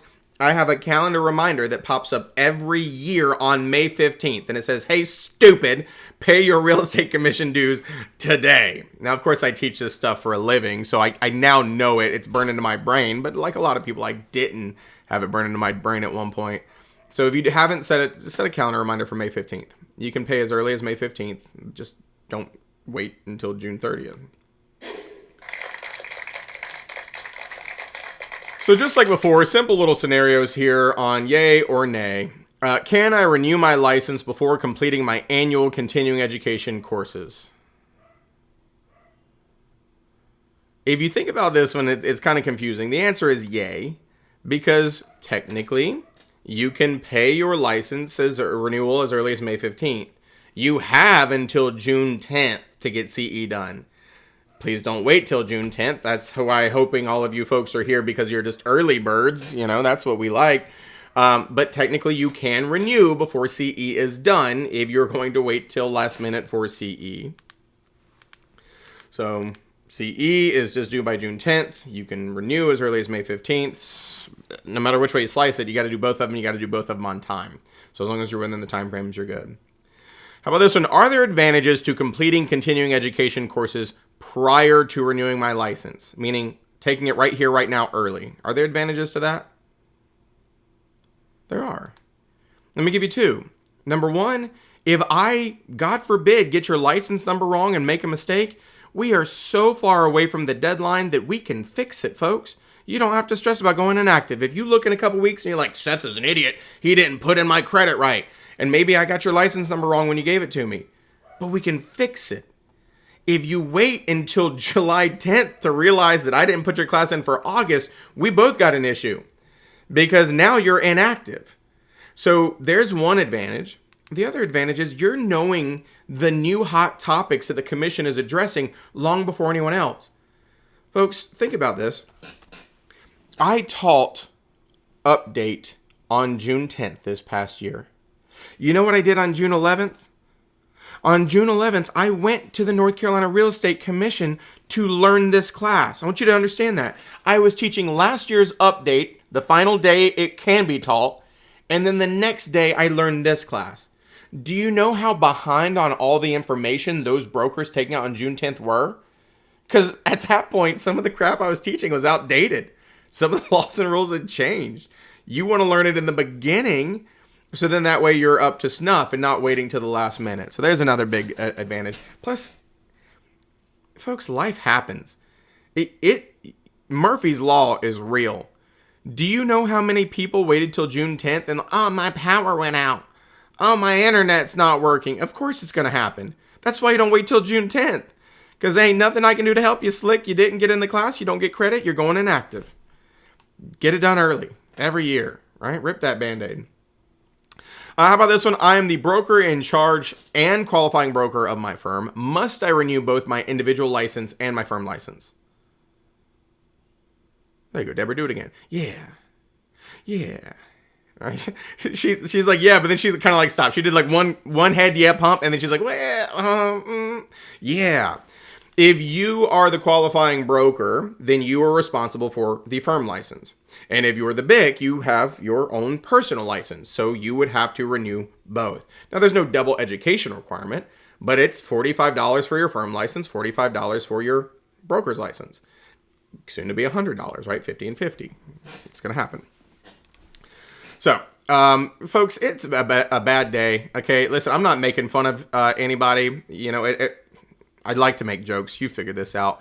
If you're qualifying broker, which is the one that your firm license is tied to, is 125 years old, you may want to consider appointing somebody else. Because let's just be honest, if your QB dies, your firm doesn't operate anymore. Because that's the person who authorized the firm to have a license. It's not a good idea. Because it's not just, the BIC can be replaced like that with the commission's files. A QB requires articles of incorporation and updating the Secretary of State's website. It's not easy.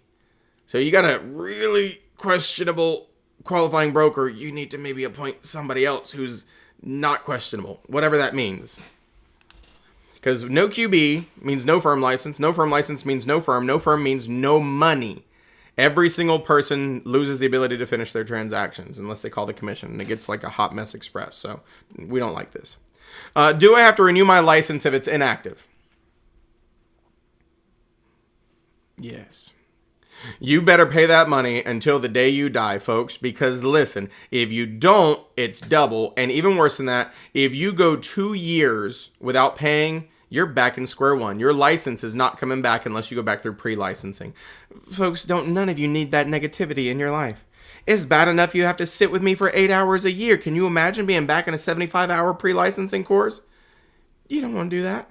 I promise you don't. Kevin says, absolutely not. You don't want to do that. Yeah. Can I legally complete pending transactions with an expired license? No.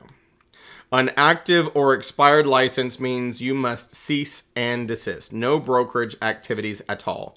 No attending closings, no calling clients, no finishing transactions, no advertising. You don't have a license to use right now. And to the extent that if you do any illegal brokerage, the commission says you have forfeit your commission. Your firm's not allowed to take it anymore. Now, the beautiful thing is if your license goes expired, the relationship's with your firm. Can your firm finish the transaction? Yes. No problem. Now, the other thing you have to understand, too, is you can be paid for things you did while you were current and active, so long as you did not do illegal brokerage. So if you go inactive or expired, you can't participate in the transaction, but your firm could finish it, and if your firm wants to, they could still pay you. But some firms have policies that say that they punish you and don't pay you if you go expired or inactive. That's their call. While my license is on inactive status, may I place a referral to see referral fees? Kevin knows this one. The answer is no. A referral is a brokerage activity. And so you have to be current and active to send referrals and collect referrals. Folks, I teach thousands and thousands of licensees every year. And I always manage to bring this up no matter which elective or which update I'm teaching because people forget this. There are always so many people in my classes like, wait, you can't? No. And so you automatically know that there's like a decent number of people who have gotten some illegal referral fees. And that's where I'll go back to, don't let the commission catch you because it's not okay. Referral is a brokerage activity. I am a provisional broker licensed in February of 2025. Do I have to take my first CE by June of 2026? Some of you, this is so long ago that you may not remember. Let me help you out. Jace. Everybody has this in their head. They're like, oh, you get like a whole year without having to take it. No. You get one license renewal without having to take it. So if you are licensed in February, no, you do not need CE by that June 10th. But when you get to June 30th, you're paying your first renewal fee. And now that you've renewed once, you have to take CE forevermore. It kicks off in your second renewal year. And then we have to take it forever until the day we die or turn our licenses in, whichever occurs first. So for licensees who get licensed after July, they almost get 2 years without having to worry about it because they've got so long before they renew. So it depends. And then, of course, remember the other part. As a provisional broker, you got 18 months from your initial licensure to get your post-licensing done. 18 months. Whatever date is on that license, that's when the clock starts. So it's different for every PB. As a provisional broker, am I required to take post-licensing education and CE even if I haven't affiliated with a BIC? There you go, Pamela. Yes, absolutely. the clock starts ticking. 18 months is when you get licensed, and CE is after you've renewed, and you have an expectation. Now, the good thing is you can always fix education deficiencies. So if you don't get post-licensing done within 18 months, you can fix it.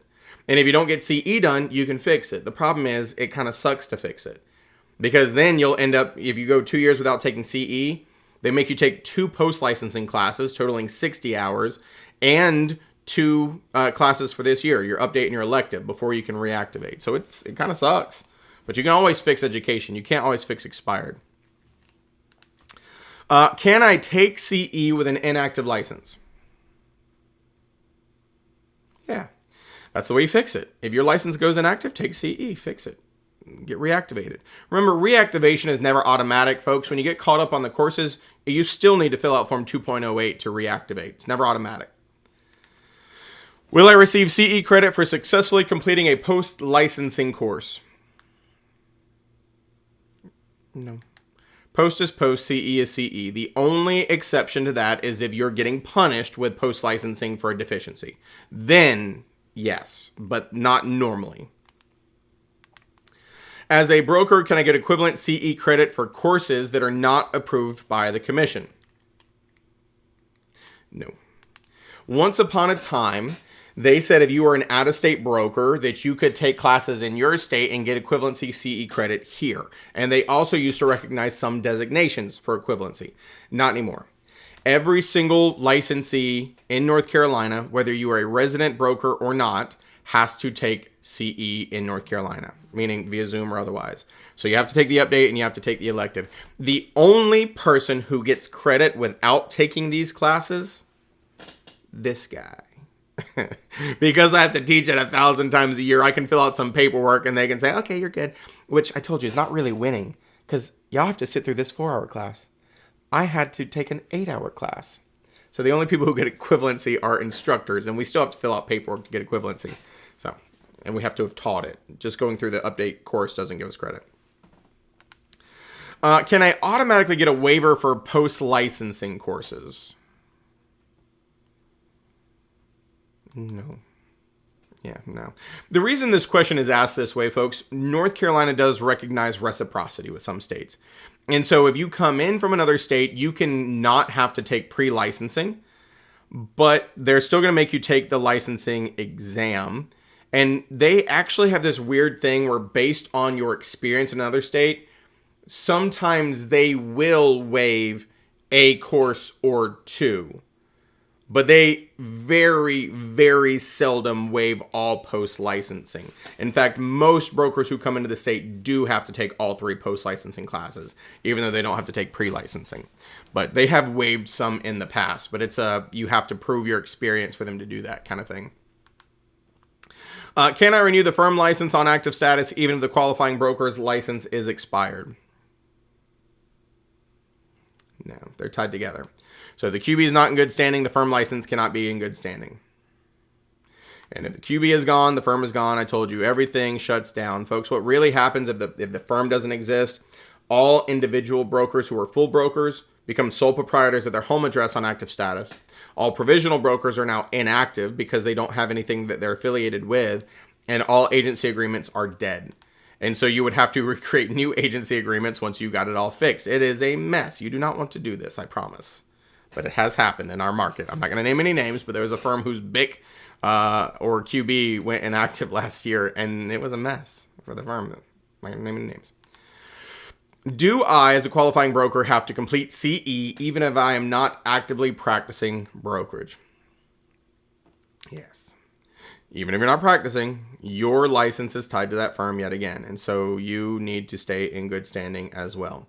Another reason why your QB is just off in la-la land, maybe reappoint a new one, because if they're struggling to get CE done, we might have an issue. Now, the last clarification here is the difference between reactivation versus reinstatement. If you have an education deficiency, you're inactive. Reactivation means fix the deficiency, fill out Form 2.08. Reinstatement happens when you go expired. Your license is technically taken away if you don't pay. And so you have to pay the money and then reinstate it. And you still use Form 2.08 to reactivate it after it's reinstated.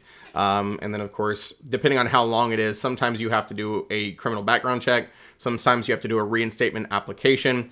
And sometimes as punishment, they make you take the state licensing exam for reinstatement as well. If you are expired for more than 6 months, they will either make you take a post-licensing course as punishment or take the state licensing exam again as punishment. Most people go for the post-licensing course because they don't want to touch that exam. So that is that section. Let's wrap up the last 15 minutes with your last section.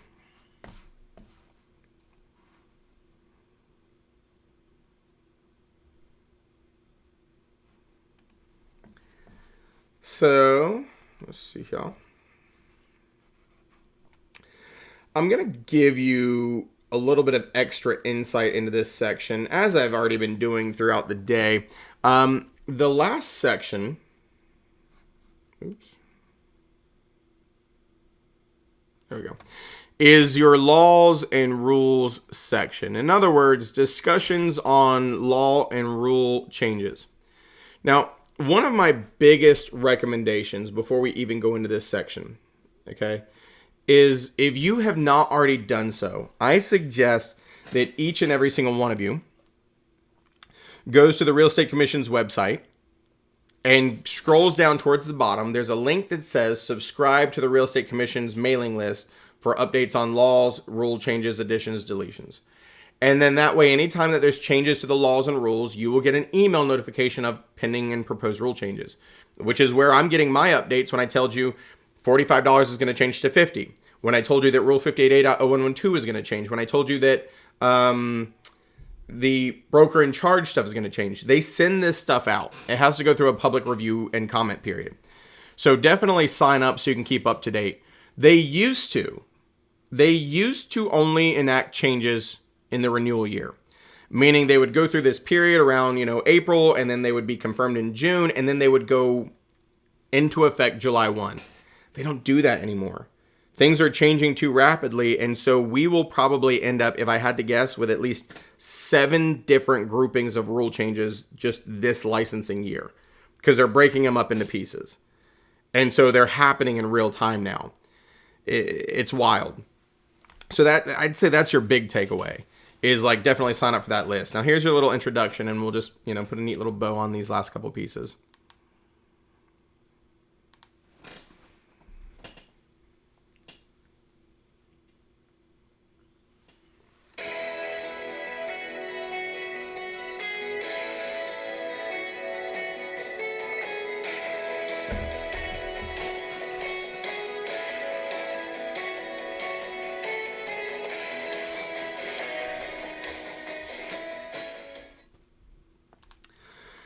So first things first, I already kind of mentioned this. We have license laws, which are part of North Carolina general statutes, and we have commission rules. And the rules are created and enforced under the authority of the commission as granted to them by the North Carolina General Assembly. Now, it is a process to change the law because it has to go through the General Assembly and be voted on by lawmakers. And it's also a process to change the rules. Even though they're a little less strict, they still have to go through a discussion period.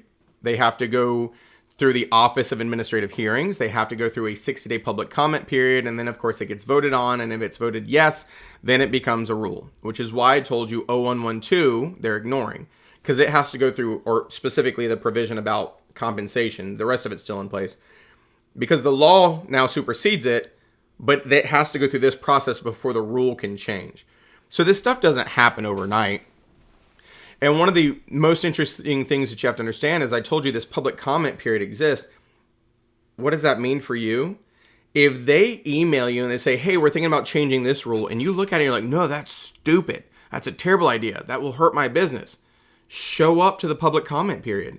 There is actually a session where you can show up and they will give you 5 to 10 minutes, 5 minutes really, to talk and say why you like it or don't like it. And the commission will consider that whenever they go to vote on it. If you don't show up and you don't fight against it, then you can't really be mad when something passes that's stupid, right? Now, one of the other ways that you can get your information aside from that mailing list is to follow the North Carolina Real Estate Commission on Facebook. Yeah, they're with the Times. They have a Facebook page.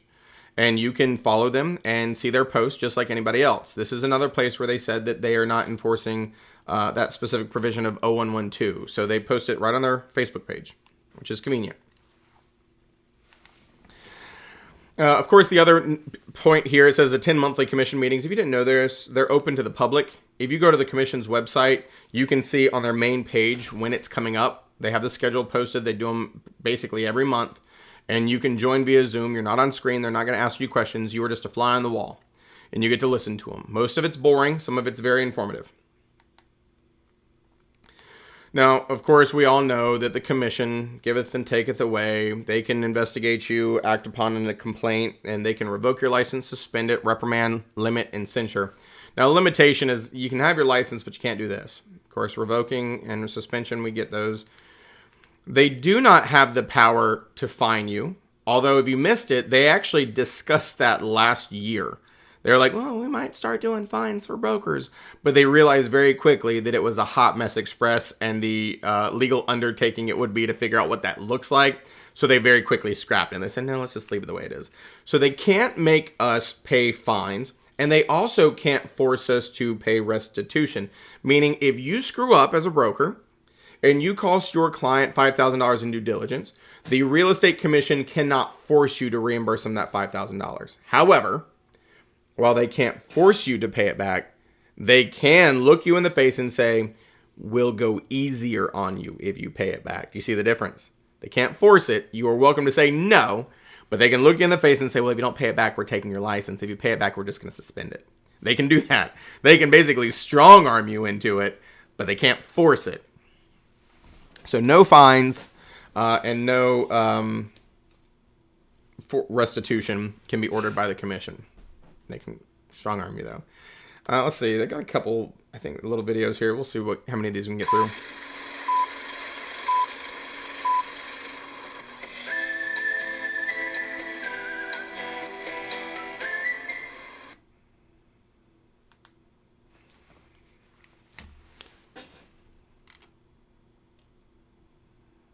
Emily, a vacation rental tenant, rented a property 6 months ago in Emerald Isle that was managed by XYZ Realty. Emily misplaced her vacation rental agreement and asked for Susan, the broker in charge and property manager at XYZ Realty, to email her a new copy.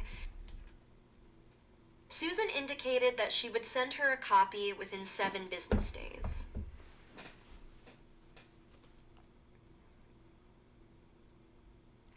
I can never tell where these end. Like, that was like such an abrupt ending. I'm like, okay, that's it. All right. I'm going to skip this down here. Here's the question. Has Susan complied with license on commission rules? The answer is you probably don't know yet. There was a change to Rule 58A.0106, which is the delivery of instruments rule. We have long since stated that you have to deliver all instruments immediately, but in no case later than 3 days. So you sign a listing agreement, get a copy to your firm and whoever immediately in no case later than 3 days. You receive an offer, get it to the seller immediately in no case later than 3 days. That hasn't changed. But they did add in this second piece. Within 3 days of receipt of a request by the customer or client. Why? Because there were so many brokers who were having issues. People would reach out and ask us for a document, a copy of something. And because if we weren't in an active transaction, we'd never get it to them. So we are technically supposed to follow up and give them what they asked for within 3 days of a written request. And so understand that this doesn't change the retention of records rule either. The retention of records rule states that we have to maintain all records for 3 years from the day of last activity. So if somebody calls you and says, I need a copy of my lease agreement from 4 years ago, and you don't have it, you're not in trouble because you're not supposed to have it. You're not required to have it. So that's all this is. If somebody requests a document, get them a copy within 3 days of that request. That's it. The other parts stayed the same. And this just deals with adequate record keeping, all that jazz. Let's talk about the next one. And I'm not going to show you all these videos because I've only got 6 minutes left and I want to get through these. So let me back up here. The case of the persistent applicant. Let me explain this one without the video. The Real Estate Commission has passed a law the question here is, will Mark be able to reapply or apply for a real estate license in the future? If so, when? They passed this rule, 58A.0302, and here's the reason why. The commission, if you apply for a license and you have anything on your criminal background check or anything that is questionable of character, they could request a character hearing. Sometimes they just ask you to send your side of the story in writing. Sometimes you actually have to go to the commission meeting, sit in front of the commission members in a private closed session, and explain what you did. So if you've got like a domestic violence charge, you got to explain why they should still consider giving you a license. If you got an embezzlement charge, you have to explain why they should still consider giving you a license. And so it's a special part of their meetings. And so an applicant had scheduled this character conference, and the commission members had planned to stay after the meeting, which required them to stay an extra day in the location because it was an offsite meeting. And then this person canceled and withdrew their application and never showed up. And that pissed the commission off. So as the commission can do, they actually enacted a rule that says if you withdraw your application in the middle of it, they have the right to not allow you to reapply for a period of 2 years. It's not automatic, but it's something they can elect to do. If you piss them off, they can say you can't reapply for 2 years. So you can think long and hard before you withdraw that application. So maybe you'll actually show up to the hearing. So that's nothing crazy there. The next one, let's see, almost done here. The case of the Renegade QB. This is a change, and I'm going to skip through this noise stuff here. Kind of similar to that one. Folks, if you want a firm license, you have to be a qualifying broker. A qualifying broker is a full broker on active status. And so they've amended the firm licensing rule, which is 0502, and they clarified that if you are applying for a firm license, but you as the qualifying broker are in the midst of an investigation for any kind of disciplinary action, they will not issue you a firm license until that's resolved.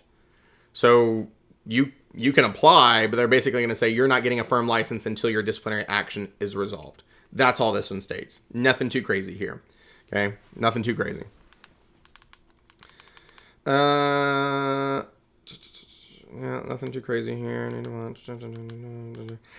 Folks, the rest of them are really education rules. They don't really apply to you folks. They apply to me, which is why they're just getting a very blip of honorable mention. Basically, the way that we have to display our policies and procedures has changed. The way that we display our test pass rates has changed. And of course, they are passing rules on how we renew, requirements for renewal, and requirements for courses. So the only other thing, too, if any of you are sitting here and they're like, man, this guy Seth looks like he has way too much fun teaching, and I want to try doing that too, here's the big thing that changed. Now you have to pass an exam before they will let you take the new instructor seminar. It's a 50-question exam that's going to be administered by Pearson VUE, and it is all about license laws and rules. Basically, you have to know these deadlines we're talking about, right? June 10th and, June 30th and active versus inactive and expired and, different North Carolina things. So exam before you can take the new instructor seminar.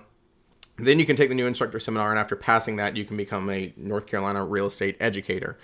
The other thing that I've heard, but it's still not passed yet, is that they are going to start charging for the new instructor seminars. They used to be free.